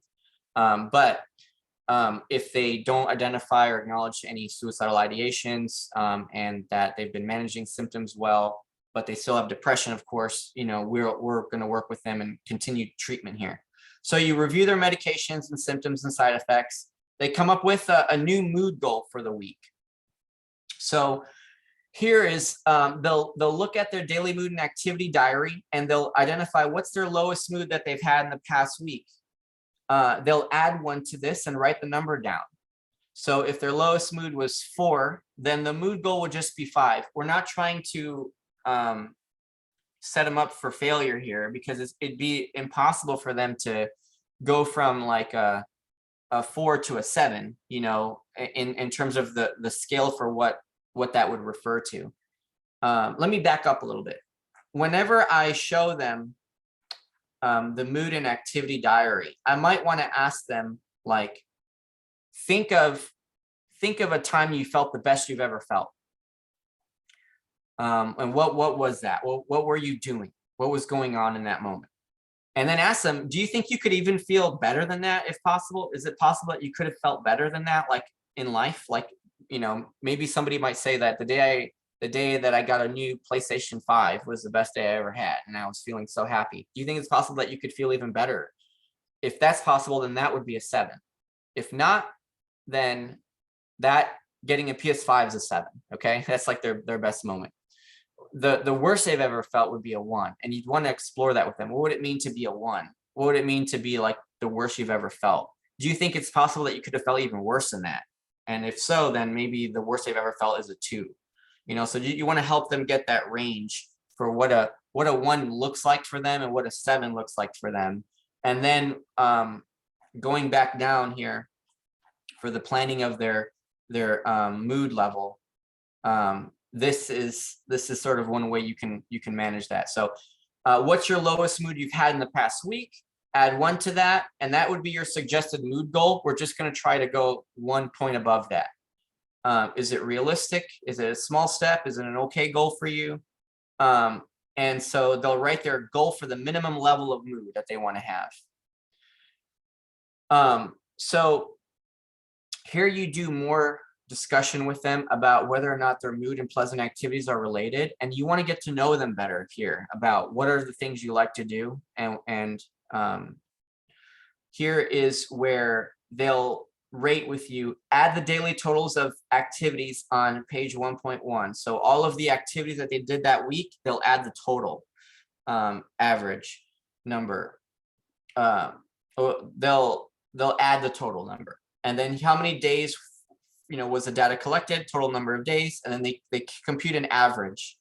And so that's how they set up their mood goal, is they'll then the next session, they'll try to plan more fun activities related to that mood goal.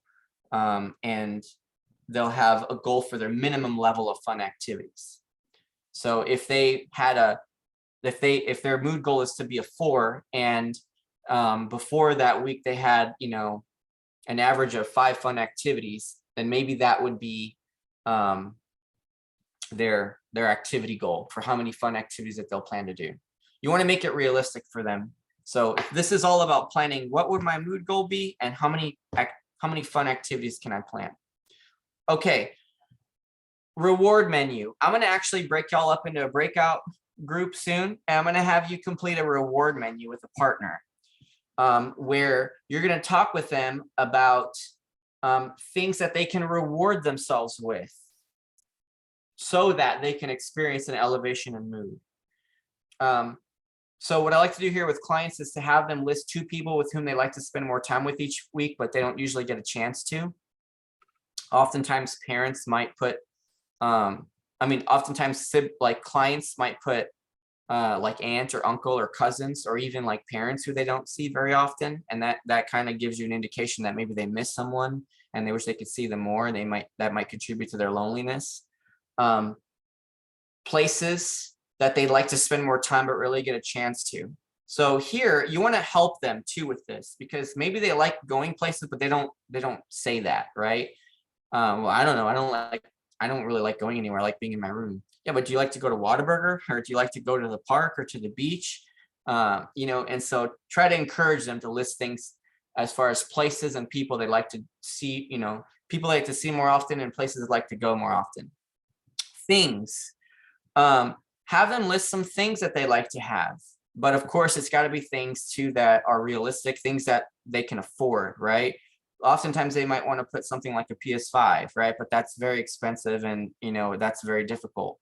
But if they would put something like, well, I'd like to have maybe some new clothes, or maybe I'd like to have markers or color pencils or paper, that would be good. Have them list their favorite foods and non-alcoholic drinks. And this is very important for the parents to know, because it would be so special for them if their parents made their favorite meal a couple days of the week. That could go a long way for them to feel loved, to feel supported, and having their favorite drink on hand, might be good. Of course, talk about the importance of having a healthy diet, how having a healthy diet contributes to elevation in our moods too, and our physical health. So those things are good, but like having juices or even soda that they might like, it'd be a nice reward for them to have. But here's the thing, we're rewarding them for doing their fun activity contract, for doing their life experiment homeworks. We're rewarding them for actually taking action, taking responsibility against their depression. Their parents need to understand that. So this is an important thing. And then list 2 activities that you'd like to do more often. Well, I like to play basketball more often, or I'd like to draw more often, or I'd like to earn some more money, maybe, maybe they want to work more. And then rewards is for them to list all that are the most powerful for them to do. What would be the most powerful things that would make the biggest impact for you if you could do these more often? So in the Steady Teen workbook on page 27, you'll find the reward menu. I want you all to get into groups now. I'm going to randomly assign you all.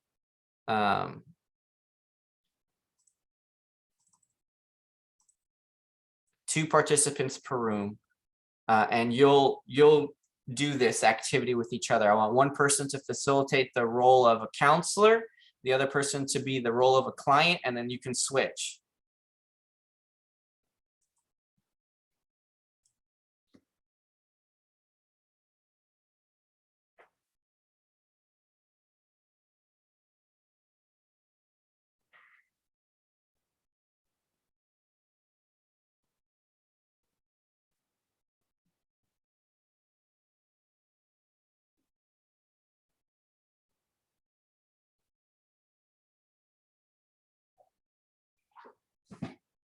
And then Melanie and Ashley, if you want to join those groups too, just to, like for observation, I'm probably just going to have them do this for like 7 or 8 minutes. Okay, sounds good. I'm gonna go ahead and pause the recording because I'm not sure how it all Sure, works yeah. like that. All right. Well, I just want to check in on everyone and see what was it like doing this particular worksheet. What was it like doing the reward menu? Do you feel like it was helpful? Good. Loved it, loved it, loved it. I'm glad. I think this is a great worksheet for a lot of ways in other therapies where you're trying to help people see the good of their lives and keep that positive spiral going on. It's good to be reminded. Yes, thank you. All I right. agree. Uh-huh. I agree. Okay, good. Well, what I want to also show you now is I understand that it can be a real confusing going back and forth between the Study Teen Workbook and the Coping with Depression curriculum. So I'm going to just stick with the structure of the Study Teen Workbook, but I want to also just draw your attention to that, to the Coping with Depression curriculum, because session 4 of the Coping with Depression curriculum is learning how to change, and it's all about planning fun activities and event scheduling. Okay, so this is a really good session as well that you can use supplemental to the Study Teen Workbook session activity 2, because session activity activity module session 2 in the Study Teen Workbook is just like session 4 of the Coping with Depression workbook. In fact, several of the activity sessions in the activity module is just like session 4.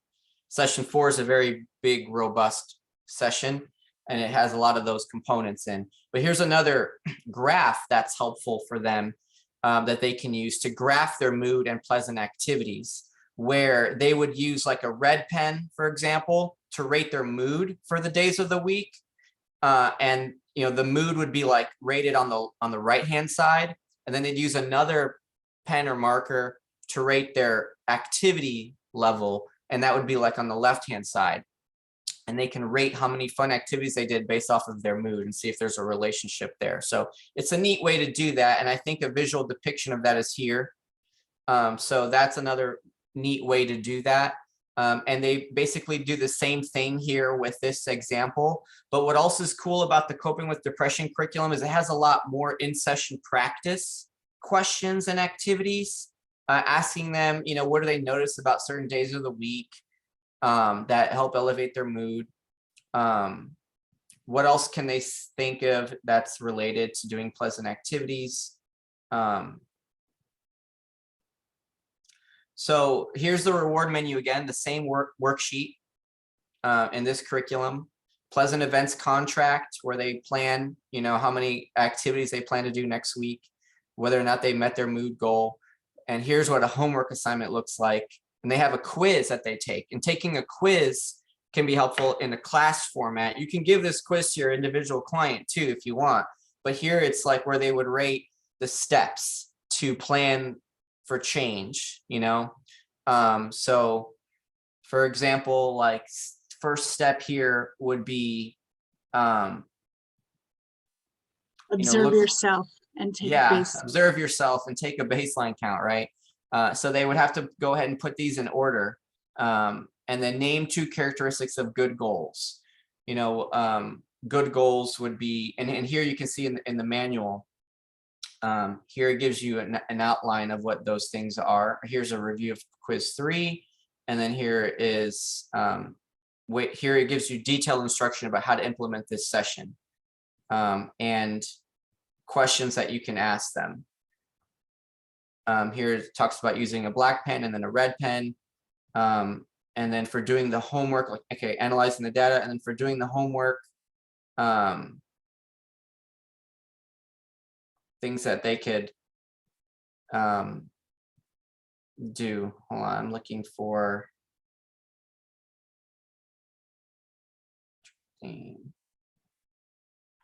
homework assignment.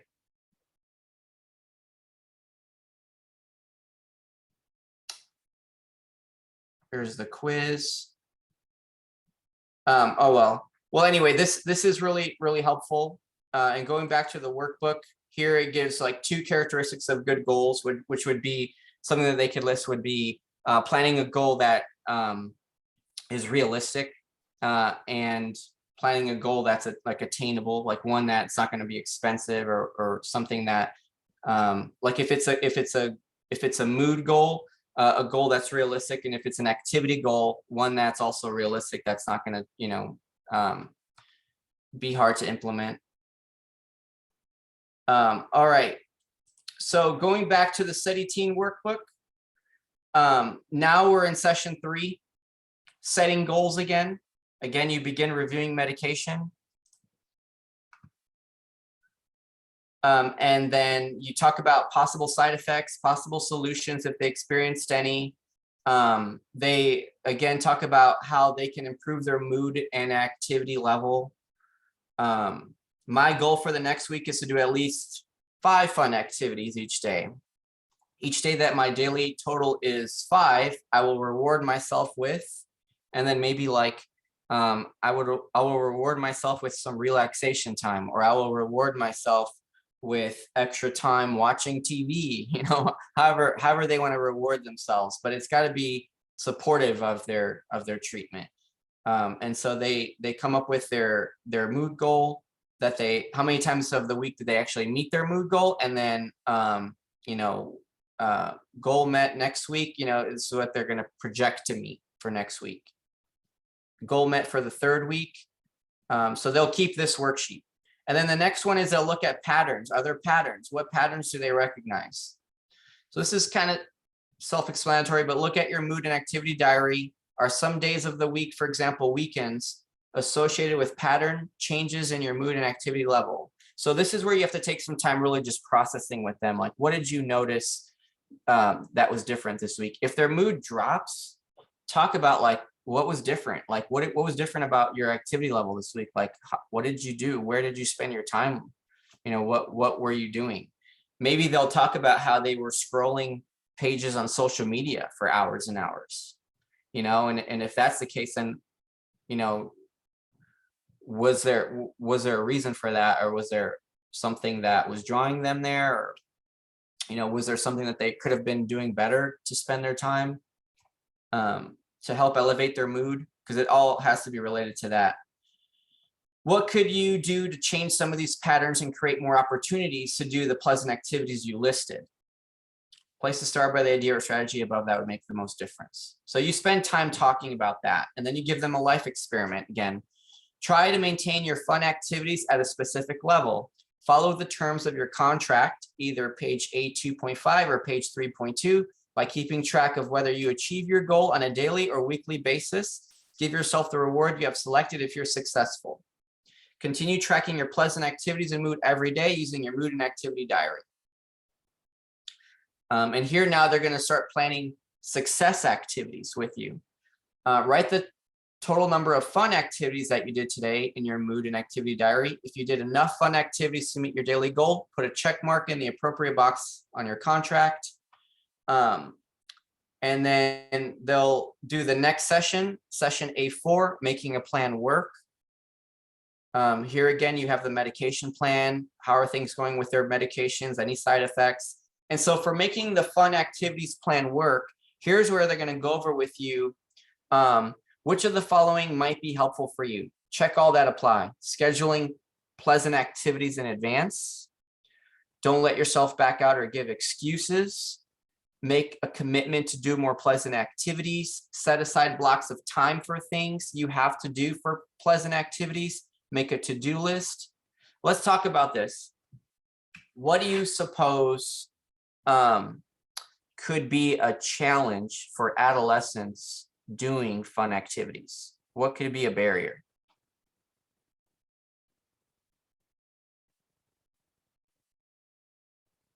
Could it be that they don't have parental permission?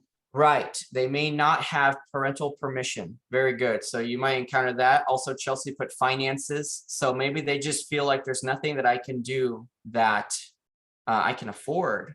I don't even think my family has gas to take me to the park or somewhere. So you gotta know their environment. You gotta really know like their situation and what can they do to plan for fun activities, and how can they work through these barriers. So you're going to have to do that, and you're going to have to help them come up with solutions and strategies for that. By the way, in the Coping with Depression workbook, since we were talking about how parents play an important role in negotiating a lot of this stuff, here we have an issues checklist. This is at the end. It's on page 12.11, really page 138 in the Coping with Depression workbook. But you have an issues checklist where it says here, the following is a list of things that parents and teenagers sometimes talk about at home. Look carefully at each topic on the left-hand side of the page and think about whether it has been discussed at all during the last 2 weeks. So here's where you want to also get them to engage in conversation and negotiation, where they can meet each other halfway and sort of advocate for some of the privileges that they want, but at the same time be respectful and reasonable with their parents. And so they'll discuss this, and they'll see whether or not they've discussed this with their parents in the last 2 weeks. And you can have your parents, you can have their parents there in session with them as you all talk about this together. But like, have you all talked about telephone calls, like the privilege for talking on the phone? Now, back in the 80s, there was one house phone probably, right, that people would share, maybe one or two, but it would be like either hung up on the wall and everyone would have to take their turn, right? Now everybody has a phone, and that phone is oftentimes unsupervised, but at the same time, parents still take away their kids' phones, and maybe the kids don't know why, and it causes conflict. So just talking about like phone privilege can be a good thing. And how hot are these discussions? Are these discussions that are emotionally charging? Are these discussions that can cause a lot of conflict? And explore that. You can get like a lot of time in just talking about this topic with the parent and with a client together. Time for going to bed. Have they even discussed this lately? Cleaning up their bedroom, doing their homework, putting away clothes, using the television, cleanliness, which clothes to wear. Usually the parents are fighting over responsibilities and rules at home. And at the same time, the adolescent is fighting over privileges and things that they want to do for fun. So that is where they have to manage their negotiation. And this is a good list of both for that. Oftentimes parents don't have agreed upon rules with their child in the home. And so being able to discuss what are the agreed upon rules at home, and you might think like, why should a child agree to a rule? You know, well, it's important for the child to understand the rule and why the rule's in place. And so to talk about the rule is helpful, but also if the child agrees to a rule, they're more likely to follow the rule, right? So you have to kind of navigate that stuff carefully. But I will say this, rules without a relationship is rebellion. You're very likely not to, it's very unlikely not to get compliance over a rule if there's no relationship, because you got to think, what is the motivator for obedience? And I think the motivator for obedience can be fear, but another strong motivator for obedience is love, you know. And if a child is afraid to disappoint their parent, or they love their parents so much that they don't want their parent to be worried about them. They're not going to, be as disobedient. Like if their parents like, please don't leave the driveway, like I want to make sure that you're safe, the child will probably comply with that because they love their parent and they want their parent not to worry about them. But you think about kids who grow up who've been neglected, who've been abandoned, abused, that attachment is impaired, and the love that they have for their parents might be a little skewed or distorted there. So the motivator for obedience might not be as strong. And so that's an important concept, and we want the parents to strengthen their child's relationship with them, and we want to help strengthen the love that the child also has for the parent. So that's complicated, but it's something that I think is a part of that. And I think depression doesn't have as strong of a grip on the child when the child feels supported, when they feel like they have privileges that they can do, that they have people on their side, places they can go, things they can do. Okay, so making fun activities work. This is a good list to go over with them, and strategies that they can do to plan for fun activities. And then ways that they can strengthen their social support system. Here's where you talk about strengthening their social support system. They can meet new people. They can get closer to people that they know. They can have fewer conflicts and fights with people they care about. Doing more activities with friends or acquaintances, doing more activities with family members. So here is where you might have a client now who might struggle making and keeping friends. This is where you now want to teach them some skills in doing that and going over that with them. And so I'm going to take you all a little bit backwards now in the coping with depression curriculum. You go over in the beginning here, you go over sessions for how to meet people. So let me see. Here we have scripted personalities for role-playing exercises. Let me actually begin by taking you to the very, very beginning.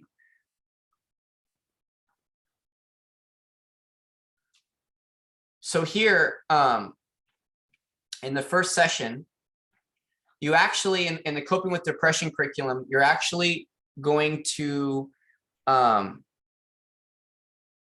them learn about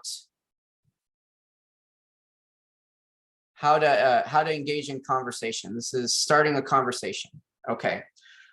So this is a good worksheet that's supplemental to the study curriculum. So here's where you'd have them like put a check mark next to the situations that would be appropriate time to start a conversation with someone.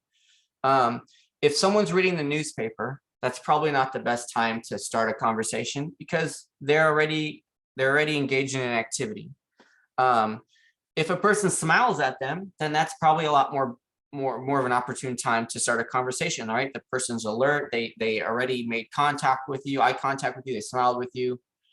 If someone's standing in a long line, probably not the best, right? So these are helpful to go over with your client and see what they would do for each of these scenarios. Would they see this as an appropriate time to start a conversation, or would they see this as maybe like a not a good time to do that? Put a check mark next to the questions that would be good for starting a conversation. What kind of animals do you like? Yeah, that might be a good one, right? What is the date today? Or when is an assignment due? What do you think of, the Batman movie? Did you know your shirt is dirty? That might not be the best conversation starter, right? Because it might come across as like embarrassing to the person, right? Did you see the show last night? Did you see such and such? Did you see whatever show it was that might be popular today? Would you ever consider joining the army?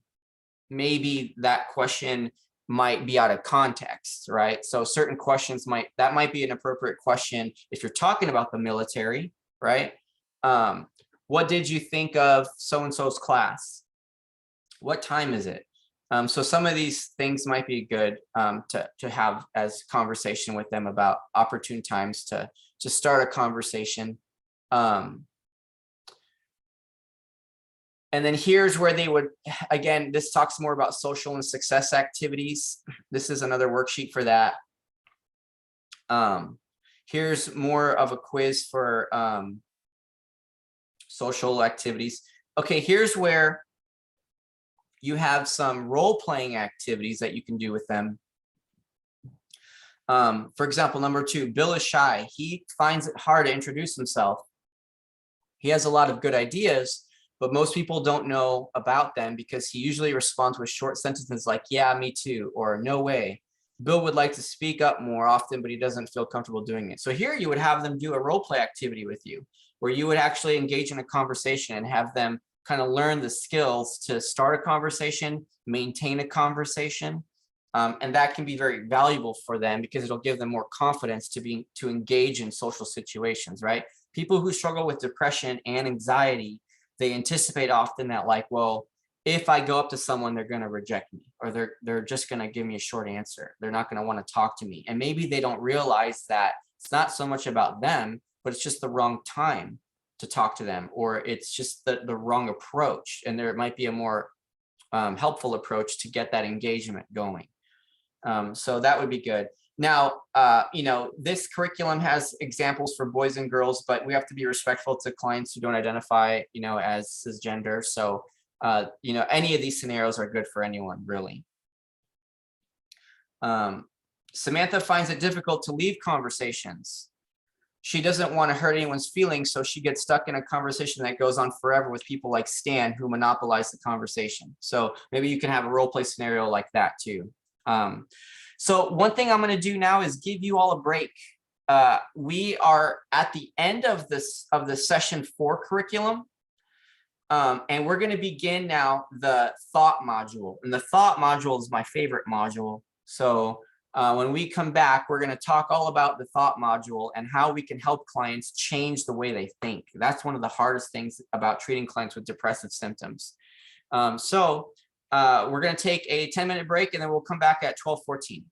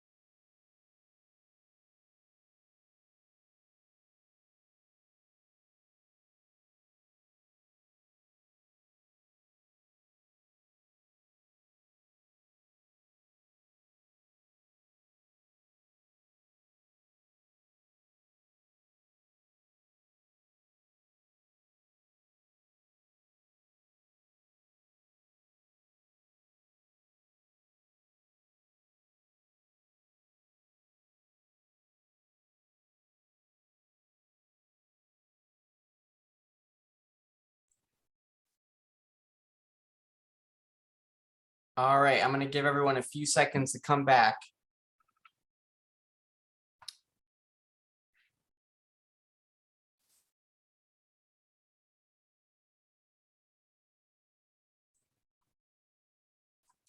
I'm going to move on now, and we're going to go ahead and start the thought module. So I really like the thought module a lot. Can everybody see my screen where it says changing your thinking? Okay. So the thought module also has 4 sessions. And what you do in the beginning is you review the cognitive model with them. You want to show them again the personality triangle. You want to show them how our thoughts, feelings, and actions are all related. And then you want to examine specifically, what they're thinking. You of course begin though doing your medication plan. You want to review the role and functions of medications and if there's any side effects, and how is that going. And then you have this worksheet here that I really like. I tend to keep a copy of this whenever I can. So this worksheet here is a worksheet where you will keep track of their negative thoughts. And you'll begin by having them go through what are some common examples of negative thoughts that they might have. And so they'll check all that apply. Typically kids that I work with, they'll have thoughts like nobody loves me. I'll never be successful. There's no use in trying. I'm ugly. I can't express my feelings. I'm worthless. I can't get close to people. That's a big one. I can't get close to people. And that gives me indication that maybe it's because they struggle with their social skills, right? I'll never get over this depression. That means they've probably had it for a while and they're very discouraged. People don't consider friendship important anymore. Now, these are maybe specific thoughts regarding their social interactions with others. So you want to know a little bit more about their peer relationships and how are they getting along with people. And other ones like, I wish I were dead. This one is one you want to check for, because of course, if they're having thoughts now of suicidality, then that's a concern, and you want to, plan for safety for them and possibly do a crisis assessment if necessary. I wonder if they're talking about me. I'm, something wrong with me. I'm selfish. My memory's lousy. So what I'll do is I'll have them, depending on how many they have, if most of these are filled up, then I'll have them tell me what are like the top 3 that they feel would be most helpful to talk about, to begin talking about. And then we kind of unravel how these thoughts got there and how these thoughts affect their mood and how it affects their activity level and how they are affected in different settings, how these thoughts came to be, how it affected them how it affects them at school, how it affects them at home, how it affects them with their friends. And so we're identifying negative thoughts. At the same time, you want to help them identify examples of positive thoughts too, because they may neglect how often they have them. One thing I noticed too when I do this worksheet is that clients tend to realize things about themselves when they do this worksheet that, these things are true about me. I just never really recognize that. I'm not always aware of that, but these are true about me. Like I do have pretty good friends, people do like me. My family does care about me, at certain times they might feel that. So those are things I think are helpful for them. And you want to draw strength to those things whenever you're exploring this too. But life is interesting. I feel really great. I'm having fun. I like people like me. These are all things that are helpful. And the more positive thoughts they have, the more likely they're going to have elevation in mood, right? This is good. It's very important for them to keep track of their negative thoughts and positive thoughts, and then to kind of count the discrepancy. How many positive thoughts do I have, and how does that compare to the negative thoughts that I identified here? The Coping with Depression workbook has a worksheet just like this too, but it also has more space for you to write other thoughts down.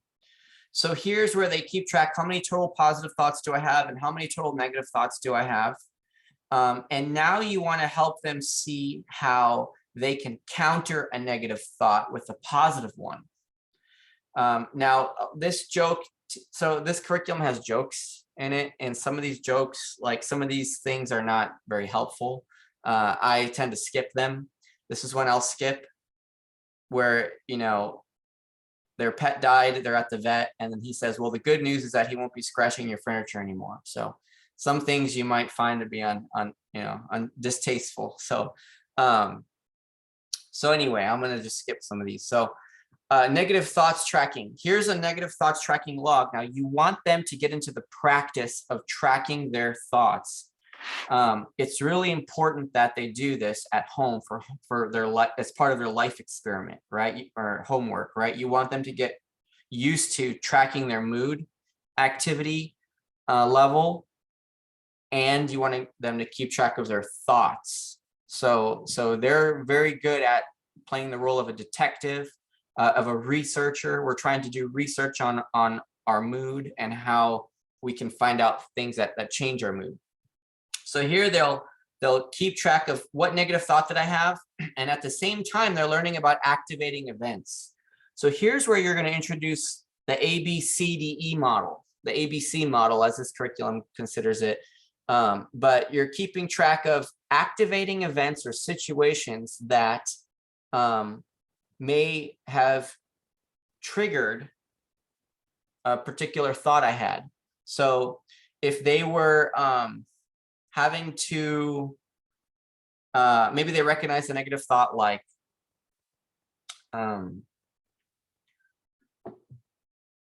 I'm going to get a bad, like I got a bad grade, you know, or maybe the thought is like, I'm dumb. Maybe they have a personal thought that they sort of attack themselves with, like, you know, I'm stupid. I never get anything right.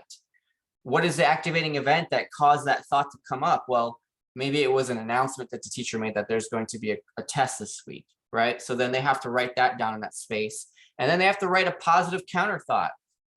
And this might take some effort and some work for them. So what can help them counter that thought? What do you all think could be a positive counter thought to the thought that I never get anything right, with the activating event that there's a test coming up?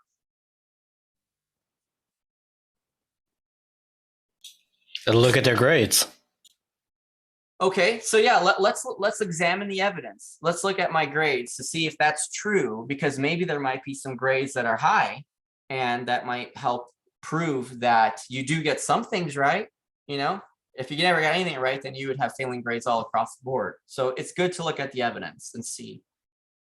And then you want to have them keep track of how many times did they catch themselves thinking that way.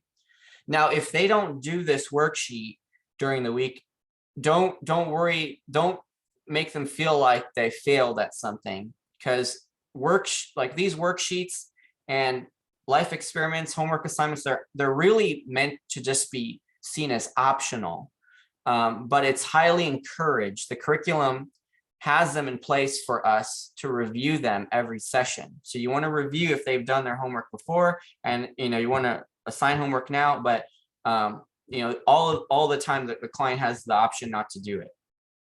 But they're much more likely to get the effects that they hope for if they do the homework activities and they keep track of their mood. So life experiment, keep track of negative thoughts using page T 1.7. Use a 3x5 card to take notes right after the thought occurs, then transfer the notes to page T 1.7. Now that kids have phones and electronic devices, I'll rather just have them keep track using an app or using their notes, something on their phone where they can keep track of what was the negative thought that you have. How many times did you think that thought? There are some good mental health apps that you can recommend that do this. So this is really just all about having them identify negative thoughts. Arguing against negative thoughts now is session T2. This is where you have them practice arguing against negative thoughts. Something I want to mention, by the way, that I should have mentioned earlier, at the very bottom of this workbook is a mood questionnaire.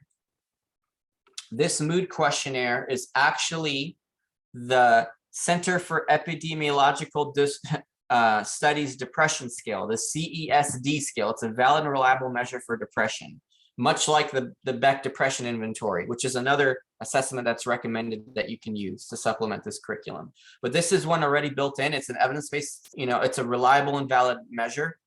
And it's 20 questions. And so you can give this to them at the end of, or at the beginning of each session. It's better to give it at the beginning of each session just to keep track of their mood. And it's helpful just to kind of see changes over time. So it's another thing you can do to keep track of mood is giving this measure. It can be administered weekly. It continues. It's the same questions though. So they have just like 3 versions of it, but it's the same questions. Even though it's numbered to 60, it's the same questions 1 through 20. It's really just 20 items. So anyway, I wanted to show you all that. You can give that to them. So Dr. I, yes. Excuse me, what's the difference in the 3 forms then? It's just the way that they're lined up? No, it's exactly the same. The only difference is the number. So this will help you kind of remember how many times you administered it. So if you're administering questions 21 through 40, it's the second administration. Oh, got it. Okay, Yeah, thank you. You're welcome. All right, so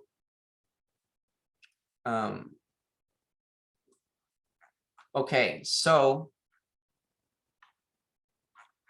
now we're in session T2, and I'm going to have you do an activity soon. But in session T2, it's all about arguing against negative thoughts.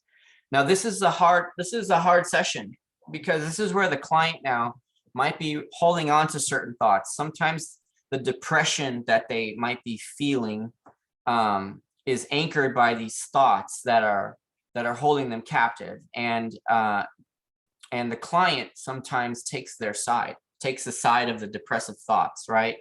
No, you don't understand. Nobody likes me. Nobody cares about me. Like there's no point in trying. Like they might get frustrated because for them to see anything different might really like let them down, like getting their hopes up that like maybe it's possible that they can make friends, or maybe it's possible that things will get easier, things won't be as stressful, that they are capable of achieving. Like for them, like getting their hopes up is painful, and so they don't want to have to allow that vulnerability, so they hold on to these thoughts, but unfortunately these thoughts keep depression there.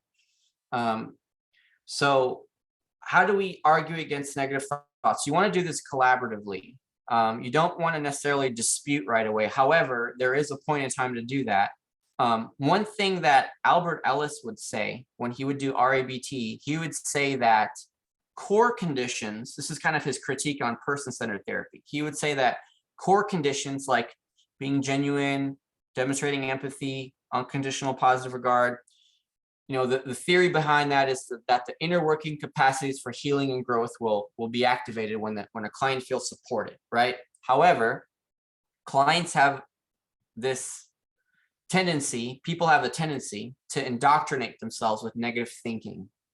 They tend to be critical of themselves. It's sort of like within our nature. Oftentimes we find ourselves taking blame for things. We find ourselves personalizing issues. We fall into thinking traps and thinking errors.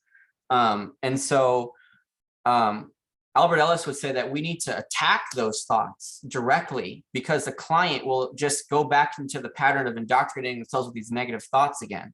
And so sometimes clients might feel attacked because they personally identify so closely with these beliefs.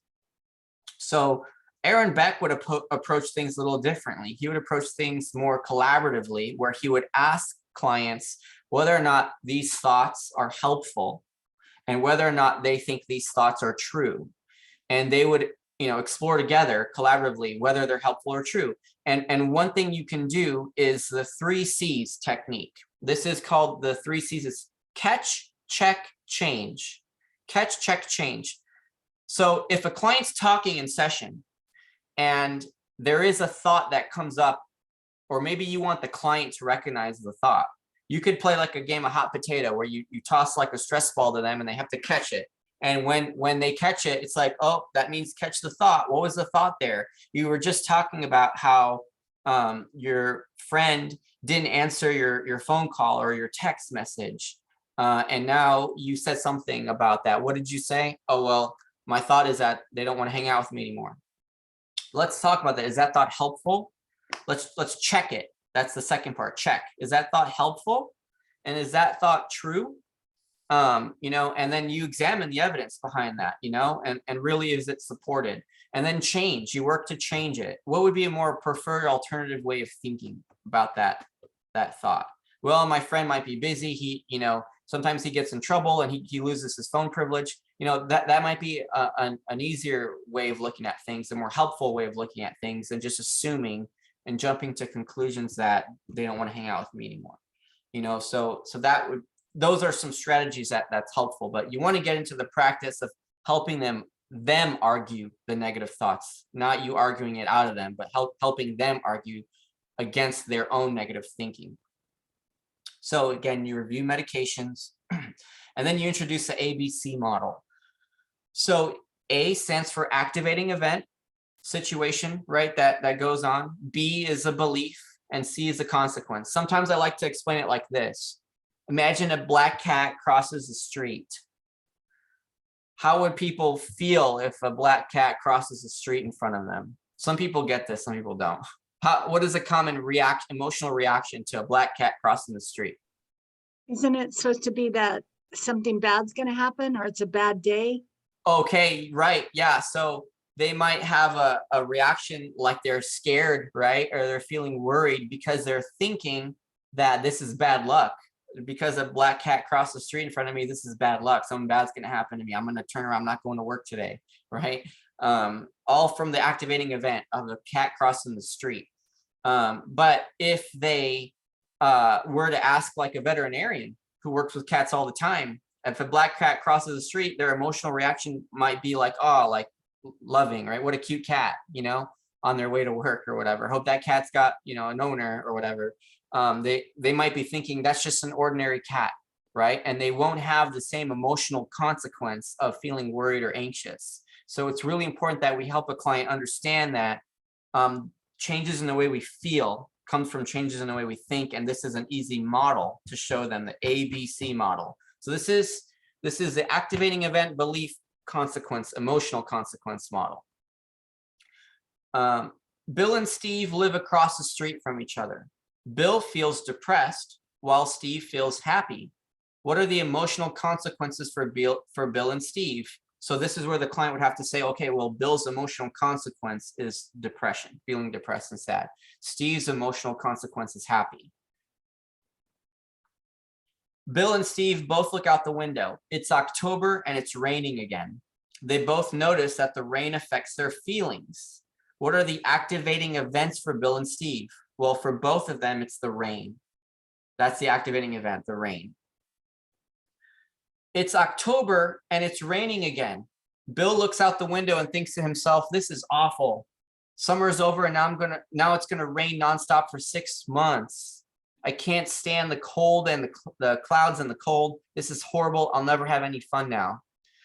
Across the street, Steve is looking out his window. He is thinking to himself, this is great. When it's raining here, that means it's snowing in the mountains. I'll be skiing again soon. I can't wait. So the same activating event, the rain, produces a different emotional consequence, all based off of the way they think. So Bill is thinking that it's going to rain nonstop, and he does not like that condition at all. And he sort of jump into conclusions, assuming it's going to rain nonstop. Whereas Steve, he's thinking this is great because now I can enjoy my favorite activity, snowboarding or skiing. I can go up in the mountains and I'll have a great time, you know, because it'll be raining this season.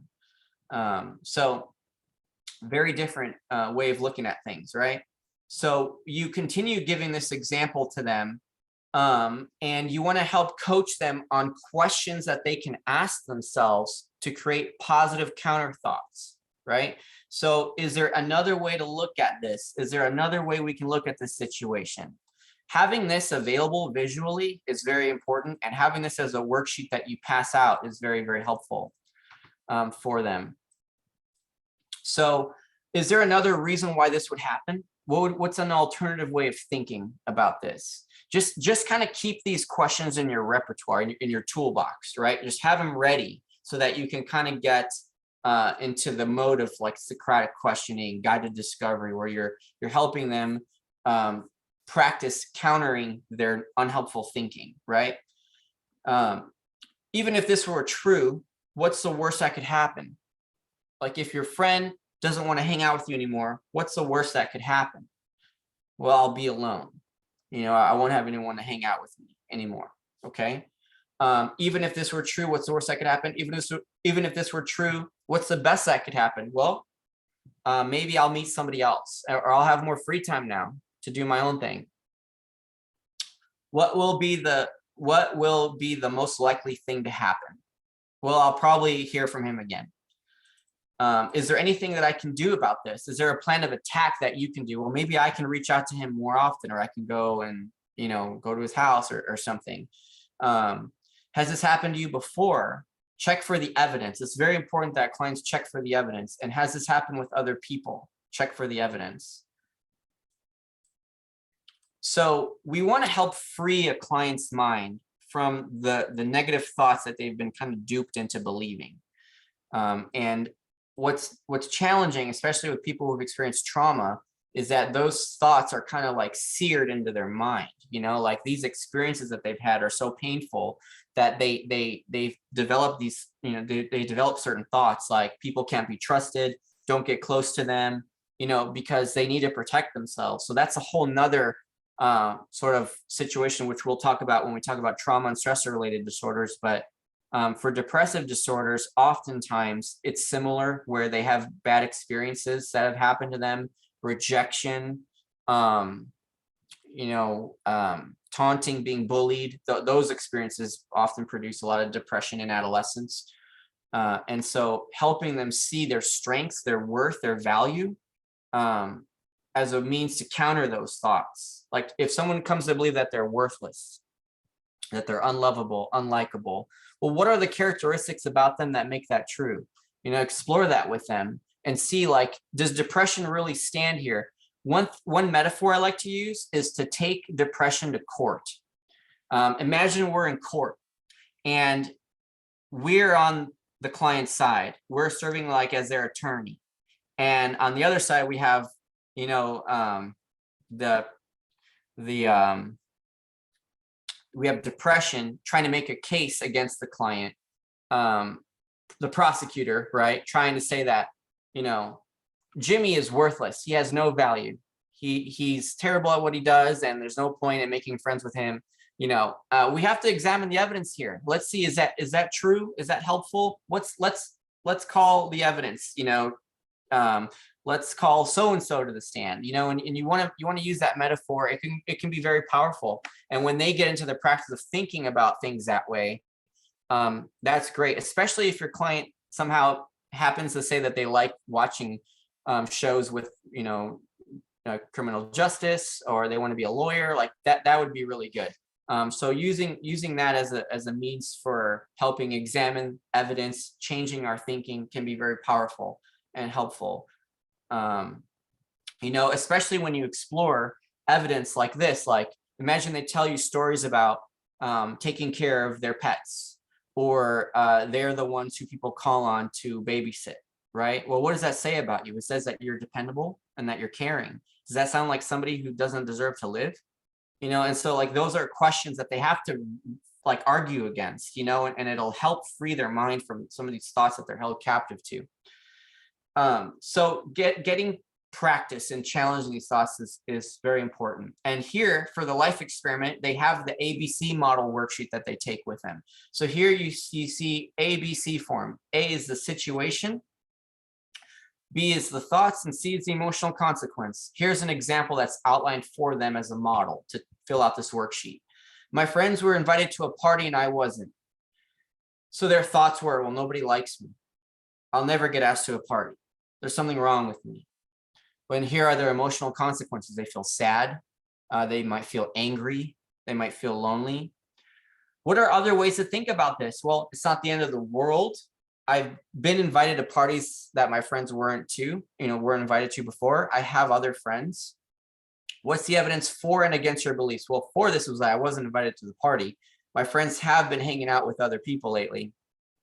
Evidence against, I don't really know the person who's having the party, and there are other people who aren't going, and I'm going to another party next weekend, right? So these are things that they have found to work as evidence against their belief that they're unlikable. And so what's the worst that could happen if this were true? Well, I'll be alone at home every night. I'll lose all my friends. What's the best that could happen? I'll get in touch with friends that I haven't seen in a while. I'll plan something else fun to do that night. I'll meet a new group of friends to do things. So then they'll write their counter thought, positive counter thought. I'm disappointed that I wasn't invited, but I'll survive. People think I'm fun to be around. Evidenced by such and such that we explored. I can have a good time with other friends. So here is a blank worksheet. And now I want you to get with your partner again. And I'm going to have you in a group, and I want you all to practice the ABC form, just kind of going over this. I want one person to be the counselor facilitating the discussion on this, and another person to be the client. And you can role play here as a client, okay? Imagine you're an adolescent client and kind of think of a situation that might lead you to feel depression. How would you work through that and help the client work through that? So I'm going to put you into breakout rooms. This is on page 57 of the SETI Teen Workbook.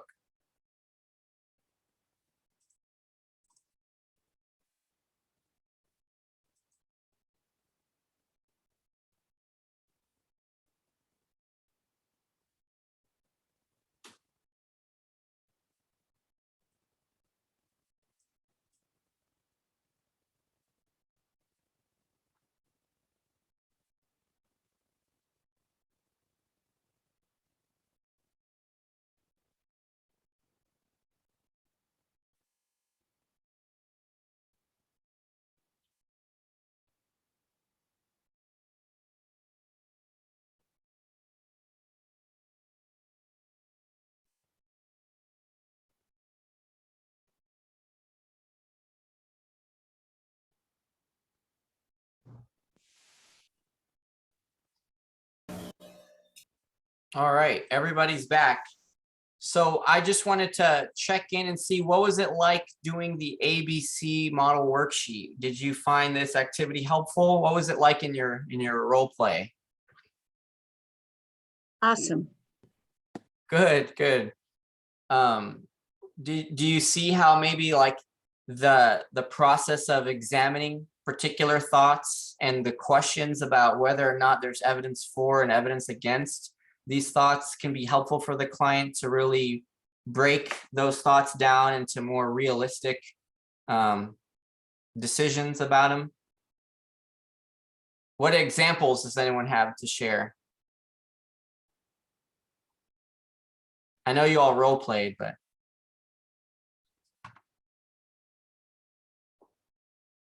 Any questions about implementing this at all? Well, I'm not trying to out Alyssa, but she felt like she didn't want to ask the exact questions that were on the worksheet. But as a client, I didn't feel that that was a bad thing. And but I think she was struggling, if I got this right, Alyssa, about what are some other ways to think about this situation. So it's okay to use the worksheet words, right? Oh yeah, absolutely. And in fact, you want them to get used to filling this out with you. Oh, okay. So I'll have them, like I'll have it printed out as a worksheet, and I'll give them a pencil or a pen, and they'll write this out as we're talking about this and working through that. Okay, yeah, I guess what I was kind of like a little unsure about was if it was just kind of like a guide for us to go off of, or if we needed to like go through it like word for word. And you can choose what you feel might be appropriate to ask and what you want to leave out. I mean, that's fine. But yeah, it's perfectly fine to follow it. For me as the client, it was very hard to answer the questions. Oh, it was? Yes. What was what was the situation that you all came up with? Well, I don't want to mention the situation, but okay, that's fine. but it was hard. Yeah, maybe depending on the situation that your client brings up, it might be harder for them to talk about what they're thinking, right? Because this is also like a time when they're going to be vulnerable, you know, and they're going to be talking about thoughts that are self-defeating many times for them. And it's going to be hard for them to admit to some of these thoughts and feelings that they have. Like, for example, in my situation, in my role play, I had said that whenever I'm invited to play 5-on-5 basketball, I feel scared. And my thought is that I'll disappoint my teammates, you know, and so we examined the evidence for that, the evidence against that. And that was an easier example to come up with, and easier to come up with examples for and evidence against that stuff. So it just depends on the situation. You want to find a situation that's realistic, and you might want to fall back on that example that they gave us to see if they can relate to this one. And that might be a good place to start. But eventually what you want to do is the negative thoughts tracking log. You want to bring some of those thoughts down here and talk about those negative thoughts with a worksheet like this. Okay, so you'll notice then that as session T3 and T4 go on, it's a lot of the same as session T2. You continue practicing and arguing against negative thoughts. You have, again, the medication plan, and then you have this worksheet here where it's just the ABC model in a different format. You have the activating event, you have the belief somebody might have, the emotional consequence, and then a positive counter thought. So this is an example of Garfield here. Guess where we're going, Garfield? We're going to clown college. He's jumping to conclusions about where he's going, right? We're going to play golf. Let's go. But he didn't hear him. He didn't hear his, owner say that. I've never been so ashamed in my life. So he feels like his owner's going to take him, to some place that'll embarrass him, when really they're just going to do something fun. And so you get an idea of how to explore that scenario here. Here is Spider-Man. This might be relevant today because Spider-Man's pretty popular again. So confused and distraught, Mary Jane left without giving me an answer, and I couldn't blame her. Wait, when will I hear from you? As soon as my head stopped spinning. And then he's thinking here, I was a fool to think she'd fall into my arms when she learned that I'm Spider-Man. I should have realized what a shock it would be. So now he's feeling like sad, probably disappointed, and he might be thinking, wow, like this just made me lose my chance to be with Mary Jane, right? So whatever, you can have here, he has the emotional consequence that he feels rejected.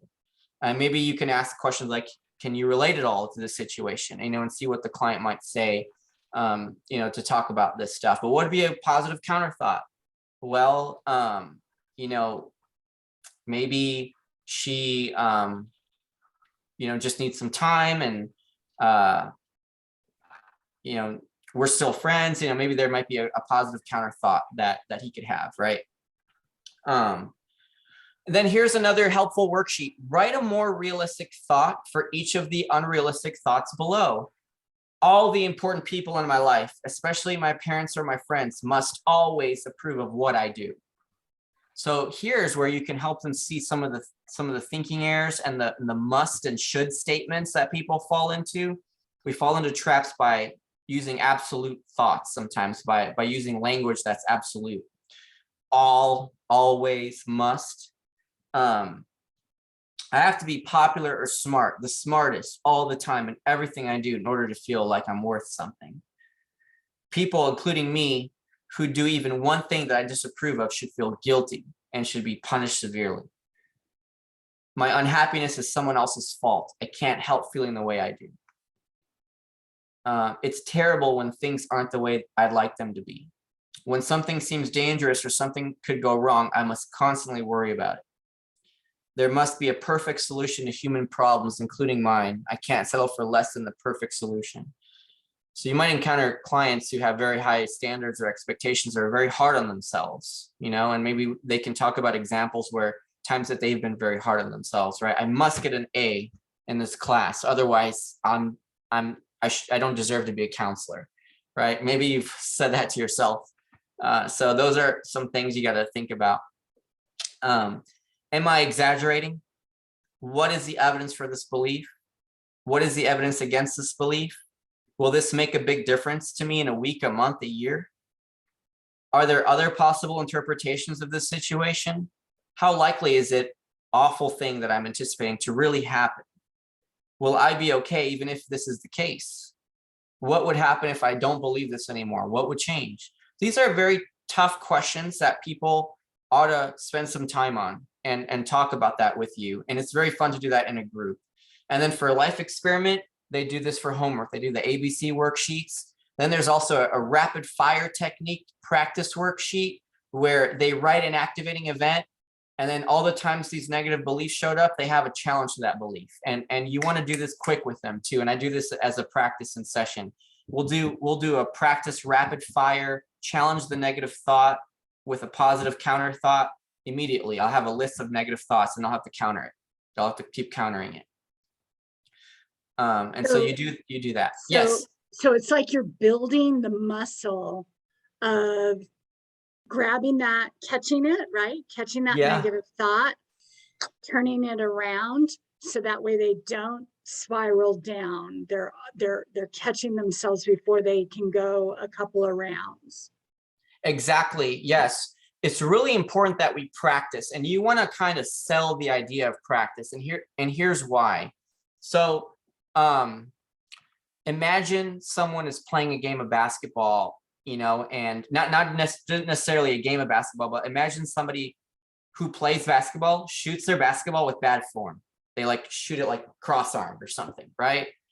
And the ball rarely goes in, and they've been playing this way for a long, long time. They haven't had a lot of coaching. They've just been throwing the ball up, and they've had a lot of they formed a bad habit because they've had a lot of practice shooting wrong, right? Shooting with bad form.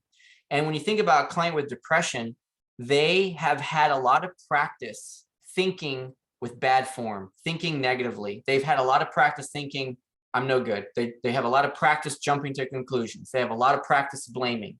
They have a lot of practice, you know, falling into just different thinking traps. And what we want to do is we want to coach them to practice with good form. If you coach someone to shoot a basketball with good form, it's going to take some time, but eventually with enough practice, they're going to build that skill up and it'll become natural to them. And so that's exactly what we're doing in counseling, is we're helping them practice challenging their thinking and looking at alternatives with positive thinking, you know, shaping that good form for them so that that can become more of a natural process for them. So you continue this. It's again the ABC model worksheet. You continue using this session after session as you continue. You know, you give them several of these to take home, and then session T4, changing your thinking, the last one, it's the same thing again. 4 ways of dealing with activating events. They can use the ABC model. They can avoid activating events, like don't go to those places that you know will give you negative thoughts. Don't respond to activating events, like use thought interruption techniques. And there are some thought interruption techniques that you can talk about. They have some examples here and ways they can cope with negative events. So here are some thought interruption techniques. Thought stopping, just say stop, stop, you know, like you just tell yourself stop. This is a technique I really don't support. It's the rubber band technique. And they say to wear a rubber band and snap it every time I think negatively. The reason I don't support it is that clients who might be more prone to self-harm might feel like that feels good, you know, when they're not feeling good, you know, when they're upset, and they might want to hurt themselves, you know, as a means to alleviate some of those stressors. It's controversial. Some people are saying, no, it's fine. You can use the rubber band technique. I don't really know the research behind whether or not it promotes self-harm, but I mean, it's something that I just try to stay away from. I don't really suggest it. So thank you for sharing that, Massey. So this is something that we have to kind of work through here and see if it's helpful or not. Set aside worry time. There might be times where we just worry all the time and it disrupts our work. It disrupts our daily lives. And it might be better if we can just get into the practice of setting a time to do that, maybe early on before the day starts or at the end of the day, you know, or a certain time. where we can just deal with this problem, like coming up with a time to meet and talk about it. And sometimes planning that in counseling is good, you know. So which thought stopping techniques do you think might work best for you? And maybe there's other ones that they haven't thought of that might help. And that might be, you know, maybe distractions that are helpful. Other things they could do, coping with activating events. There's a balloon exercise where they find a negative thought, make themselves comfortable. They breathe in and out slowly, practicing relaxation techniques, and then they focus their attention inward towards their mind's eye. This is a place where in your mind where you can see images like movies. Think about one negative thought that's a problem for you, the main negative thought that brings your mood down. Ask yourselves these questions, but save your answers for later. What is the negative thought? What happens when you think this negative thought? How do you feel? How do you end up? What do you end up doing? What does a negative thought feel like? How much room does it take up in your life or in your mind? Is it heavy? Does it have sound, color? What does it look like? And then eliminating the negative thought. They take the 3 breaths, with each breath, move this negative thought towards your lungs, from your mind's eye to your lungs, until your lungs are completely full of air. And then when they can't hold it any longer, they blow it into the balloon, right? And now that negative thought goes into the balloon as a visual representation of their thought. And then they blow their thought into the balloon. What do they want to do with their balloon? Now they tie it up and now their negative thoughts there. They can stomp it, they can talk to it, they can, you know, they can have a conversation with what it wants from them, throw it away, they can hang it someplace, they can give it to someone, they could pop it. What is most important is that they've got the power to let go of their negative thought. That's what's most important, that they know that they can let go of this.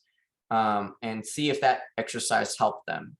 And then here's strategies for replacing negative thoughts with positive ones. Yeah, it's very much like externalizing the problem, like in narrative therapy. We talk about that. And then other examples, reviewing ways to deal with negative thoughts. And here are some suggestions. You know, what would you recommend for this example? You find that you have many put down thoughts about yourself when you're around Joe, who is perfect. He's good looking, popular, and girls are always standing all around him. So, you know, he has to find a way to deal with those negative thoughts with that activating event when he's hanging around Joe. You found that you have a lot of put down thoughts when you're alone, when you're busy. You don't seem to have many negative thoughts when you're by yourself. So life experiment, they do the ABC worksheets. They do their mood diary. You might give them that mood questionnaire and then they're done. And so here's the worksheets. And that's the end, you know, give them the mood questionnaire every session. And that's the end of the Steady Teen workbook. And we're just now at the end of our time for the curriculum training. And now we're going to start the virtual simulation. So I'll leave it now to Ashley and Melanie. But before we do that though, anyone have any questions just about anything else? One thing I want to remind you of is that these materials are all on the TexCHIP website. Just go to the depression module and you'll download them. All right, so if no one has any other comments or questions, then Ashley and Melanie, you can take the lead again. Thank you all.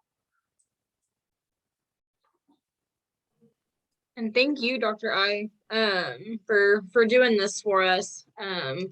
I know, like, whenever I was going around in the rooms, we were all just kind of given a lot of like positive vibes to the ABC stuff. So yeah. So our simulation is going to be, you know, kind of how it was last time, right? We're going to pull up a video and we have some stopping points for us to stop, and we have questions that Ashley and I are going to go through with y'all. And so just as a reminder, the people who are in these videos, they're actors, right? They're part of the drama department. And so whenever we do the questions and the feedback stuff, try to keep that in mind, that, you know, they're not training in counseling. And so maybe, you know, they don't portray as much empathy as we would, or, you know, there's going to be some mistakes, right? And it's beneficial because, you know, this is a lot of y'all's first time or first semester being in front of clients. And so it does kind of give that realistic, like newborn baby counselor feel. And so what we're going to do is I'm going to kind of give y'all the background information on the client. Thank you, Ashley, for pulling up the video. So yes, I'm going to give y'all the background information on the client that you're going to be seeing in the video. And then, like I said, we have a few stopping points for discussion, okay? So for this client, Alex is a 17-year-old who has been seeing her counselor off and on as needed for 3 years for depression. She was adopted by her parents after spending the first 8 years of her life in and out of foster homes. Alex has a history of physical abuse from older children she shared a foster home with when she was 6. 2 months ago, Alex requested her parents take her to counseling because she had been experiencing feelings of hopelessness. Alex has also lost interest in her extracurricular activities. She found out she was not accepted into her dream college. Since then, Alex spends most of her time alone in her bedroom. Alex reported she has been crying more than usual, and has stopped attending basketball practice despite being one of the top players. Before getting counseling, Alex's parents described her as a social butterfly. Now she does not talk to her friends outside of school. Alex reported she was a straight-A student, but has been experiencing a drop in her grades. She admitted she does not see the point in trying to keep up with her grades anymore and has not been turning in homework or studying. In addition, Alex has not been putting much effort into how she dresses for school. Her parents stated she used to dress very nice, and now when she leaves the house, they don't recognize her. She is typically wearing sweatpants, a t-shirt that's not always clean, and a hoodie.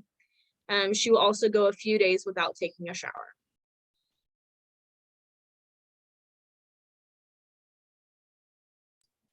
All right, I'm gonna start the video. Let me know, just give me a thumbs up if y'all can hear the sound.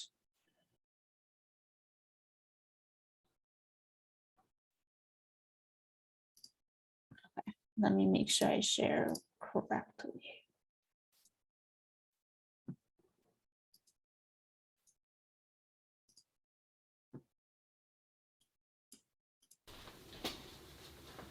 Hi, Alex. How's your week been? It's been okay, I guess. Still feel sad all the time. Sounds like you have not been experiencing much relief. Let's take a look at your mood tracker for this week. Okay. Tell me what you see.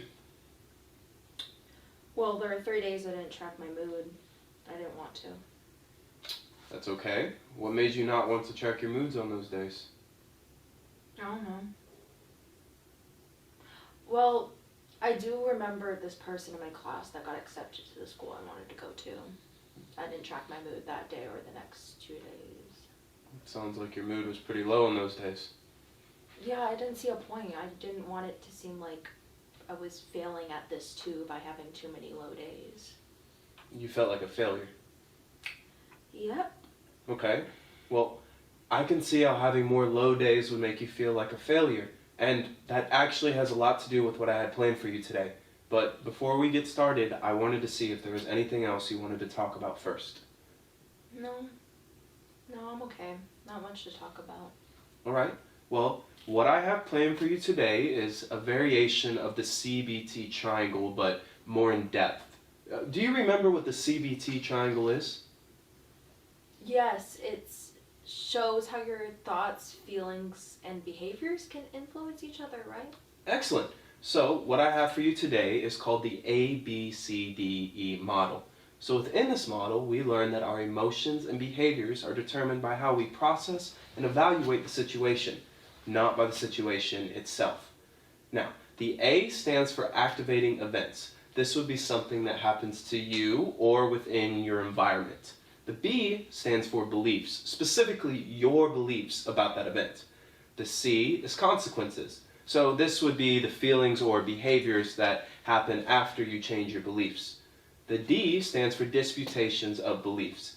This would be when you would challenge your beliefs to create new consequences. And finally, the E stands for effective new beliefs. So this would be how you adopt and implement new beliefs to foster positive consequences. So what questions do you have about the ABCDE model?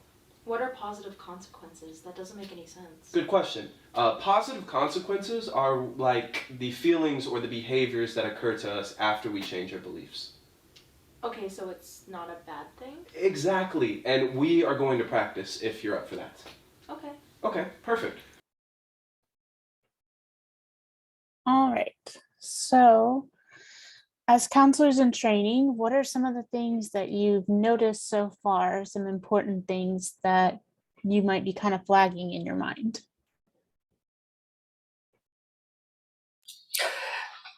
Pacing. It's not a critique of their acting skill. Just it seems like it's a lot of information at once of the steps. Probably would break up the ABC, talk about that concept first, then the DE part in, because they're both extremely important to the whole process.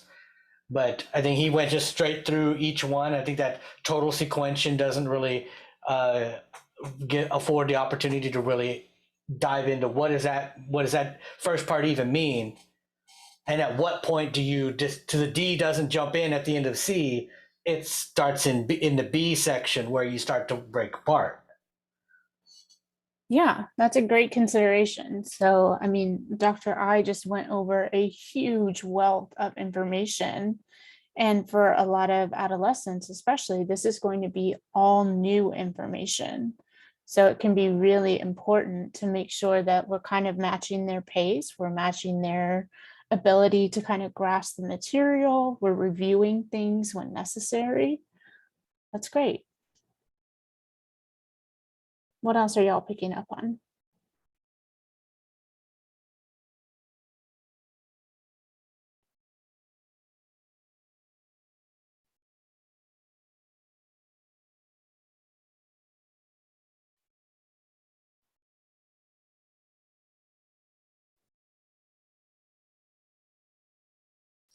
So what do we kind of notice about how she's dressed, the body language that's happening between them?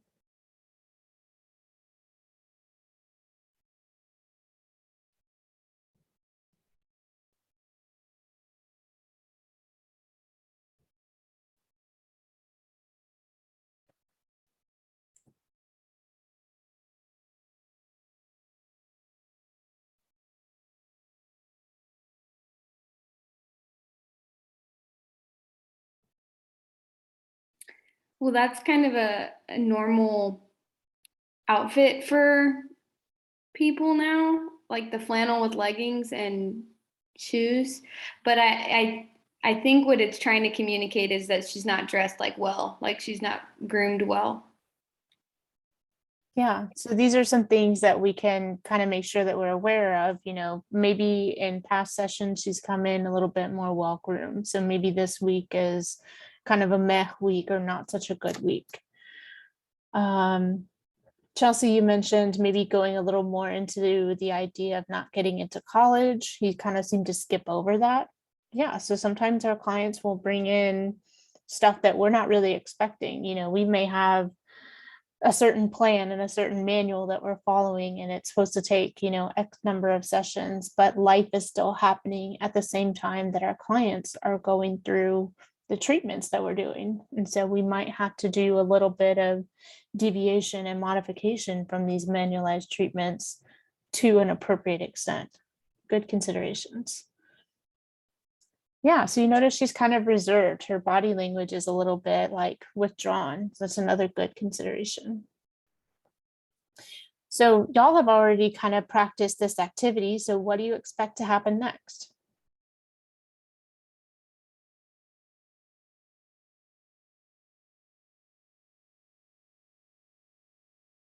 Go in depth with each of the A and the B and the C and figuring out what was the feelings and then what was the actual event that kicked that off and what did you believe about that?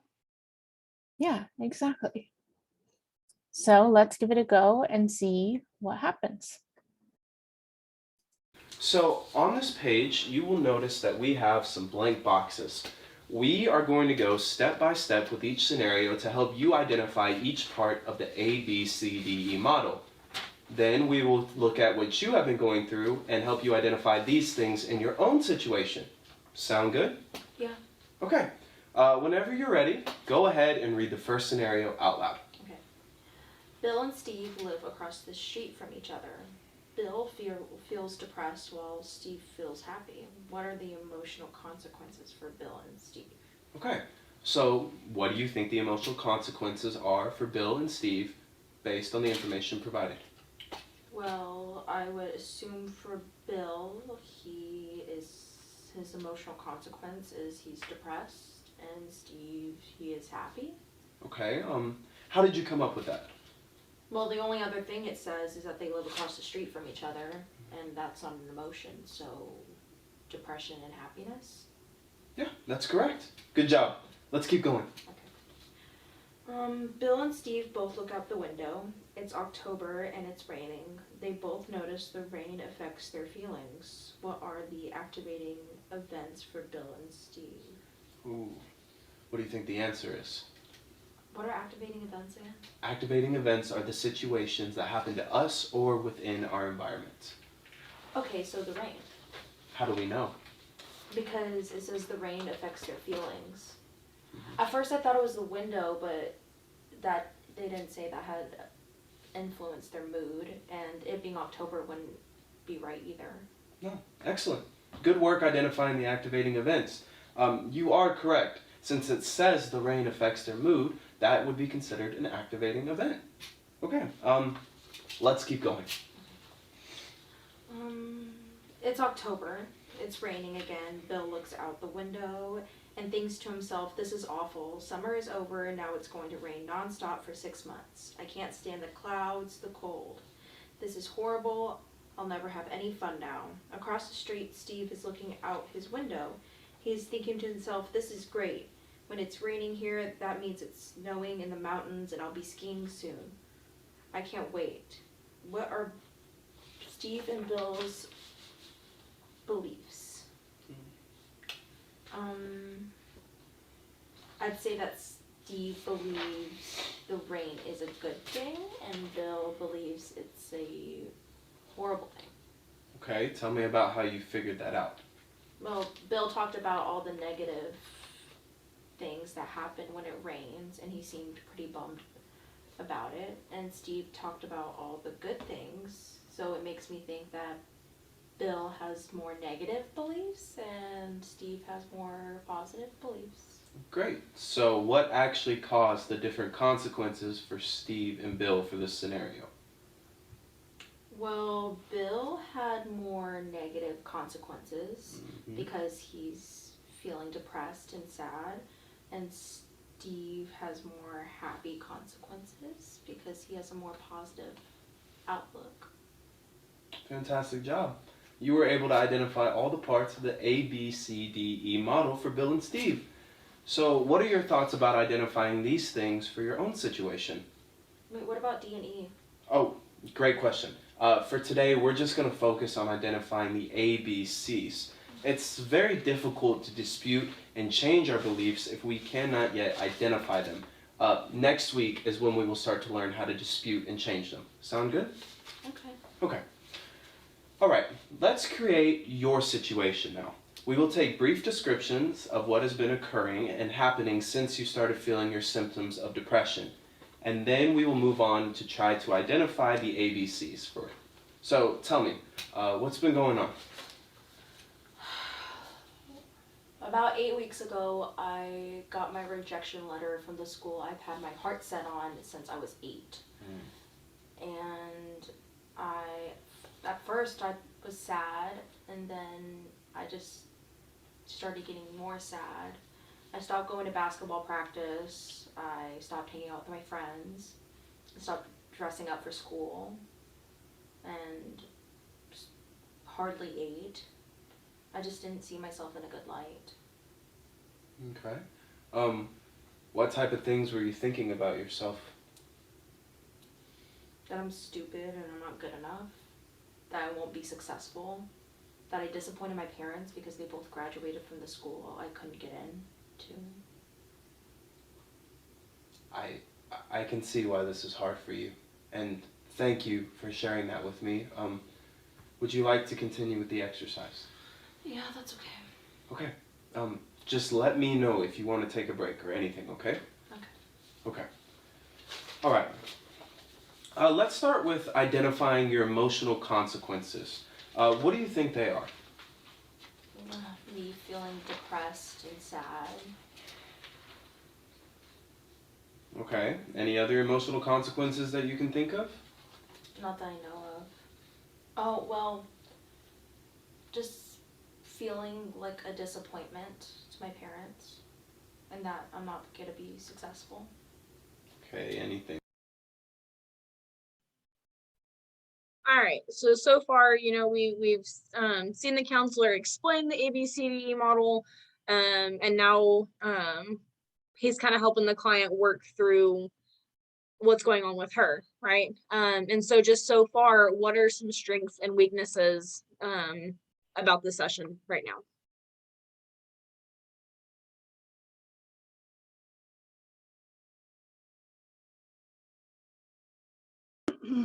Well, one thing I noticed was that he was talking about emotional consequences. And I know that that's on the paper, but a lot of times we do our lingo, our therapist lingo. And so wanting to dumb it down is not the right word, but the intention is to keep it paced and to keep it with the client's understanding. And so saying, hey, what about your feelings when this happens? You know, that type of thing. Just keeping it simple and of course age appropriate. Yeah, so just maybe so having that as a weakness, just switching up that language to where it's a more simplified version of it. Yeah, because if we were working with like an 8-year-old, right, emotional consequences may be a little bit too advanced for their developmental age. So yeah, so that's a great consideration. You know, whenever you're working with anybody, right, is making sure that your language is going to be easily understood for that individual.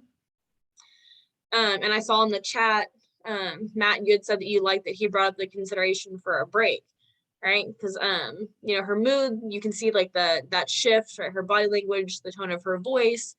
And this is obviously something that's really hard for her. And so, you know, making sure that your client is okay and is willing to move on, right? Because we don't ever want to push for clients to talk about something that maybe they're just not ready to talk about. Good. What else?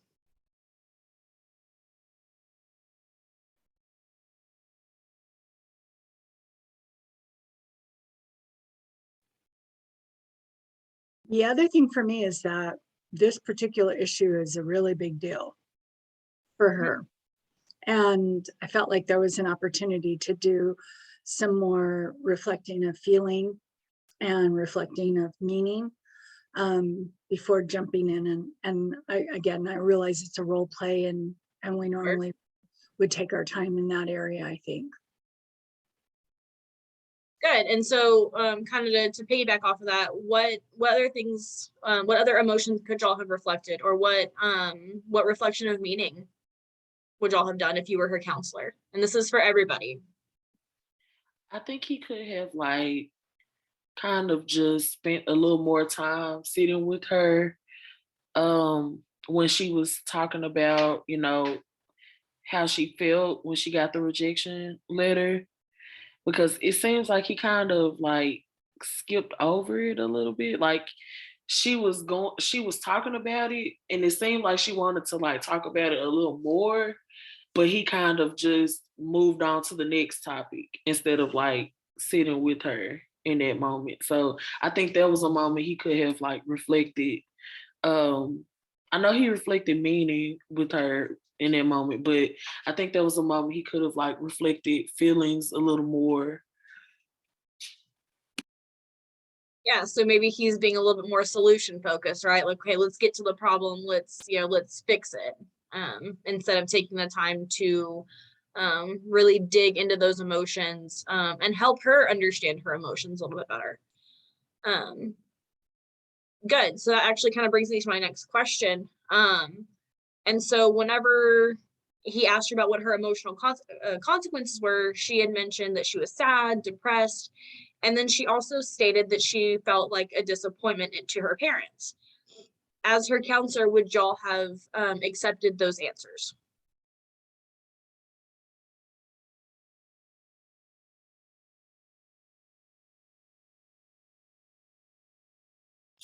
The disappointment to her parents is a ripe area for disputation.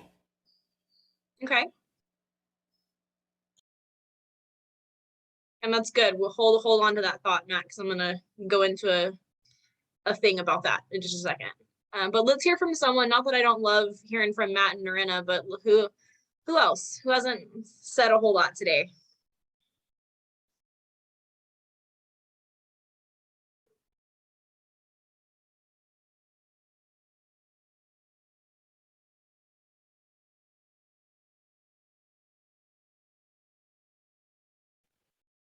You might have to do a Dr. Ricard and start calling on people. I mean, I can wait. I have patience.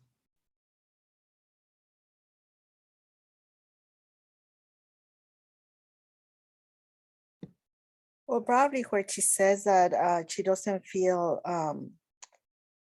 good enough. Mm-hmm. So tell me more about that, Julie. Well, she's I guess she's looking at herself as a failure. Okay. So that could have been something like a reflection of meaning that we could have done for this client, right? Good. And so the reason I asked that question, and this brings into what Matt had said about her feeling like a disappointment to her parents, would be a good place to start with the disputations, right?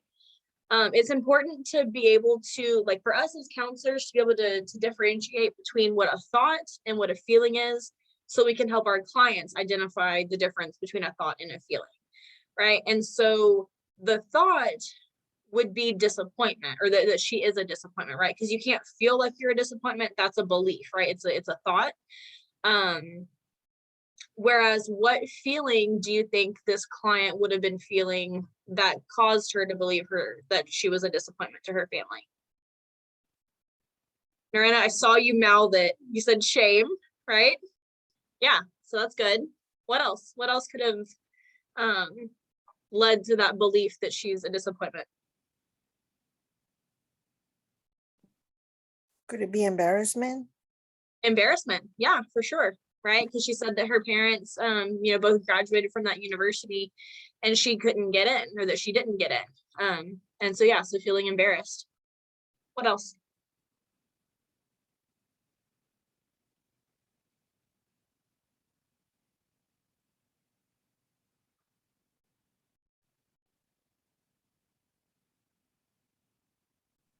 Maybe being upset with herself that she didn't get in.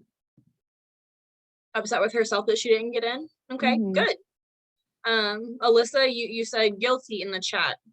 Tell us more.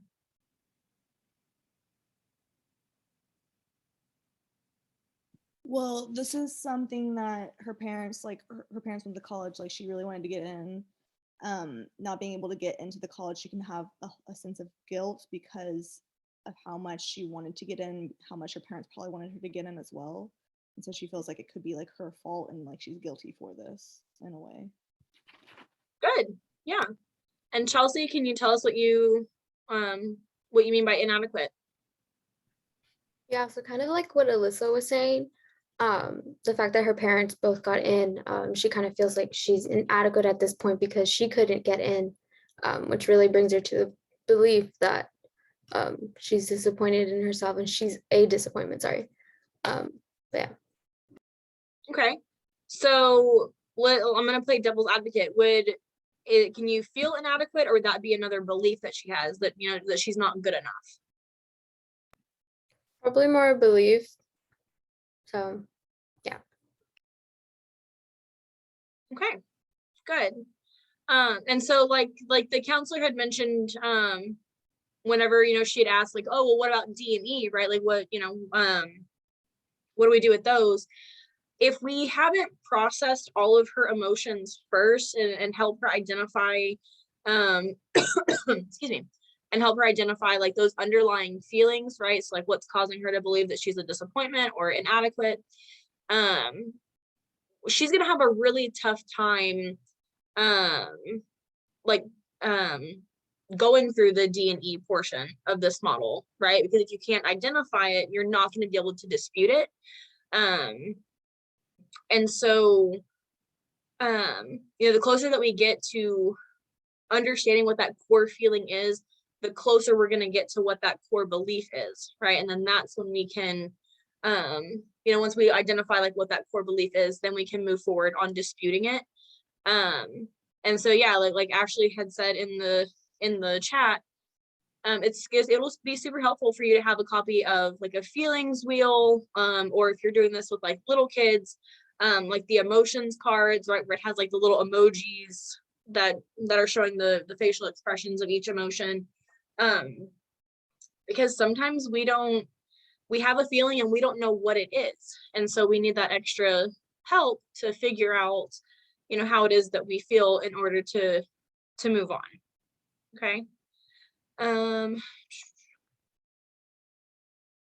So just like another reminder is that, you know, I know we had mentioned at the beginning where he was like talking about the model, right, that it felt very rushed and that was just a lot of information in a short period of time. Just because you have a worksheet planned for a session doesn't mean that you have to finish that worksheet in that same session, right? I mean, realistically, he could have just done like the A part today, and then the next week focus on B and then C, right? It's gonna, you don't have to rush things, and it's really important to take time to process things. And so I know we've kind of already identified some of them, but what other emotions could you have helped this client explore?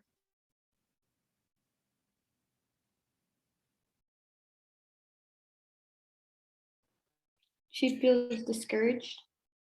Okay, tell us more, Julie. She was hopeful to get into this school.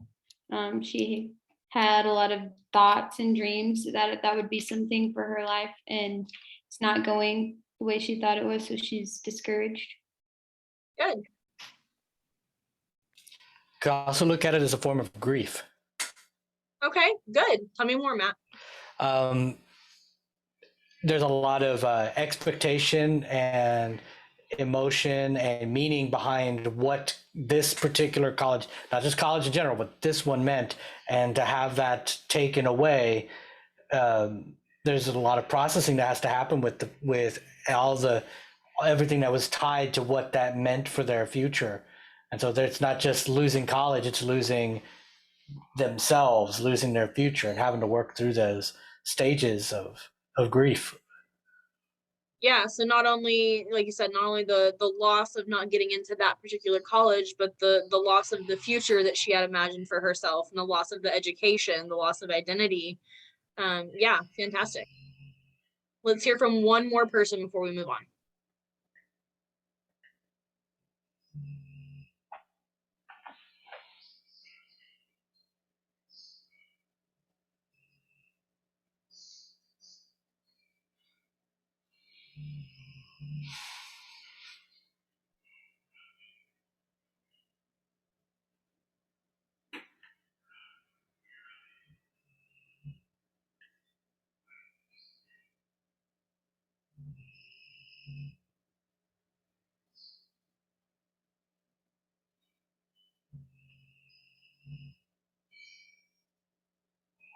Y'all are killing me today.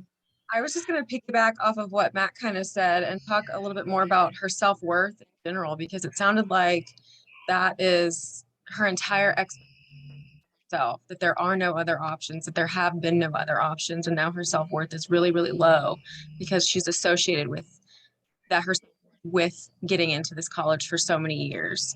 So I think really exploring that, maybe focusing on some self-esteem too would be helpful or beneficial to her.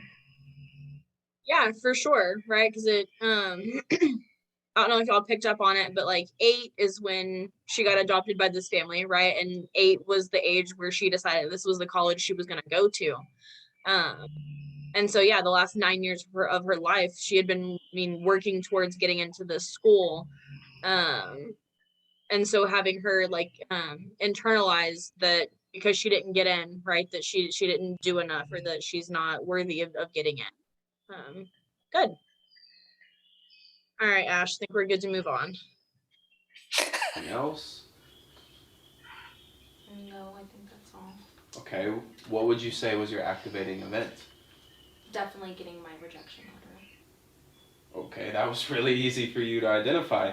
Were there any other events that happened that could have contributed to your scenario? No, life was pretty good before that. Okay, it seems like you're certain about your activating events, so let's move on to what do you think your belief or beliefs were for the situation? I don't know, that I'm stupid or not good enough, a disappointment. I won't be successful. So all those negative thoughts we just talked about a few minutes ago. Yeah.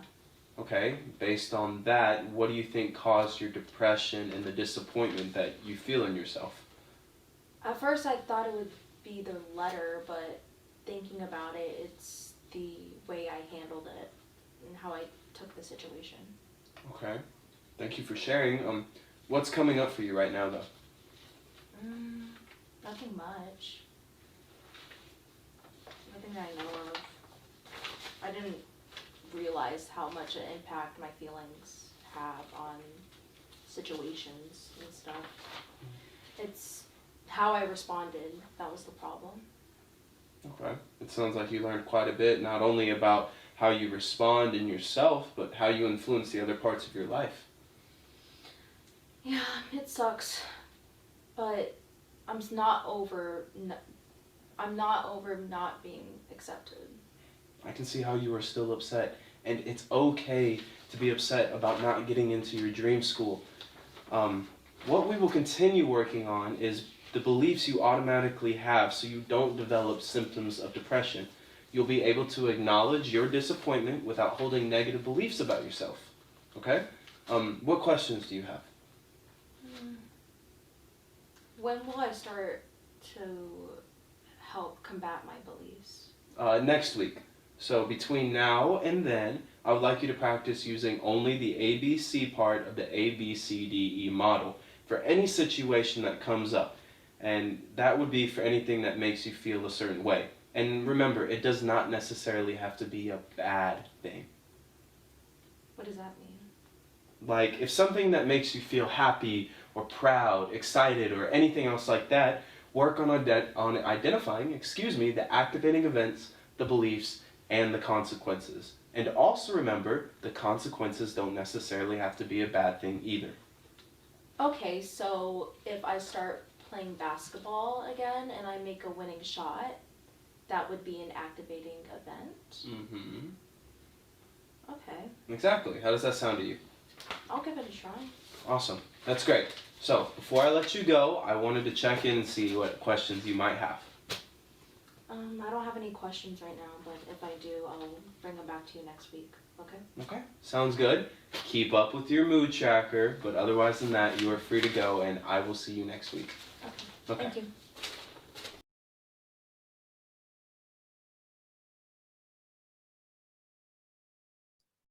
So, aside from a little bit of the cheesiness of, doing this very quickly and having individuals who are not trained in counseling, what were some helpful things about this example that we had for y'all?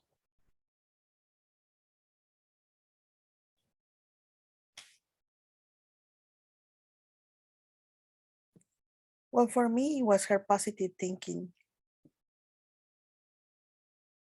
Okay, tell me a little bit more about her positive thinking. What about her positive thinking?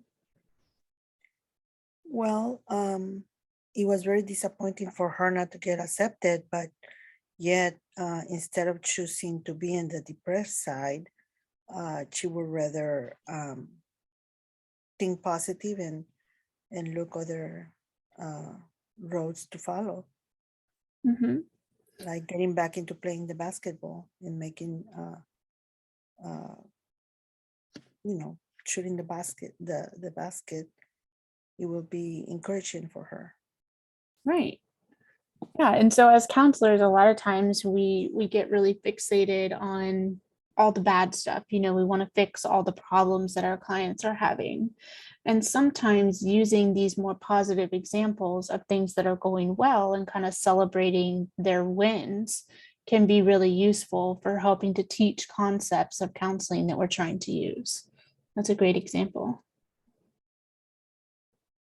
Any other final thoughts on this? Does it kind of help y'all conceptualize what you're doing when you're doing the ABCs?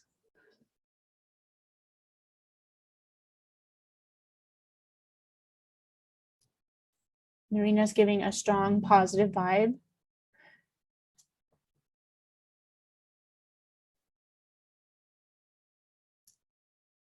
Okay, so I know we're struggling. It's the end. We've only got 6 more minutes left of our meeting today.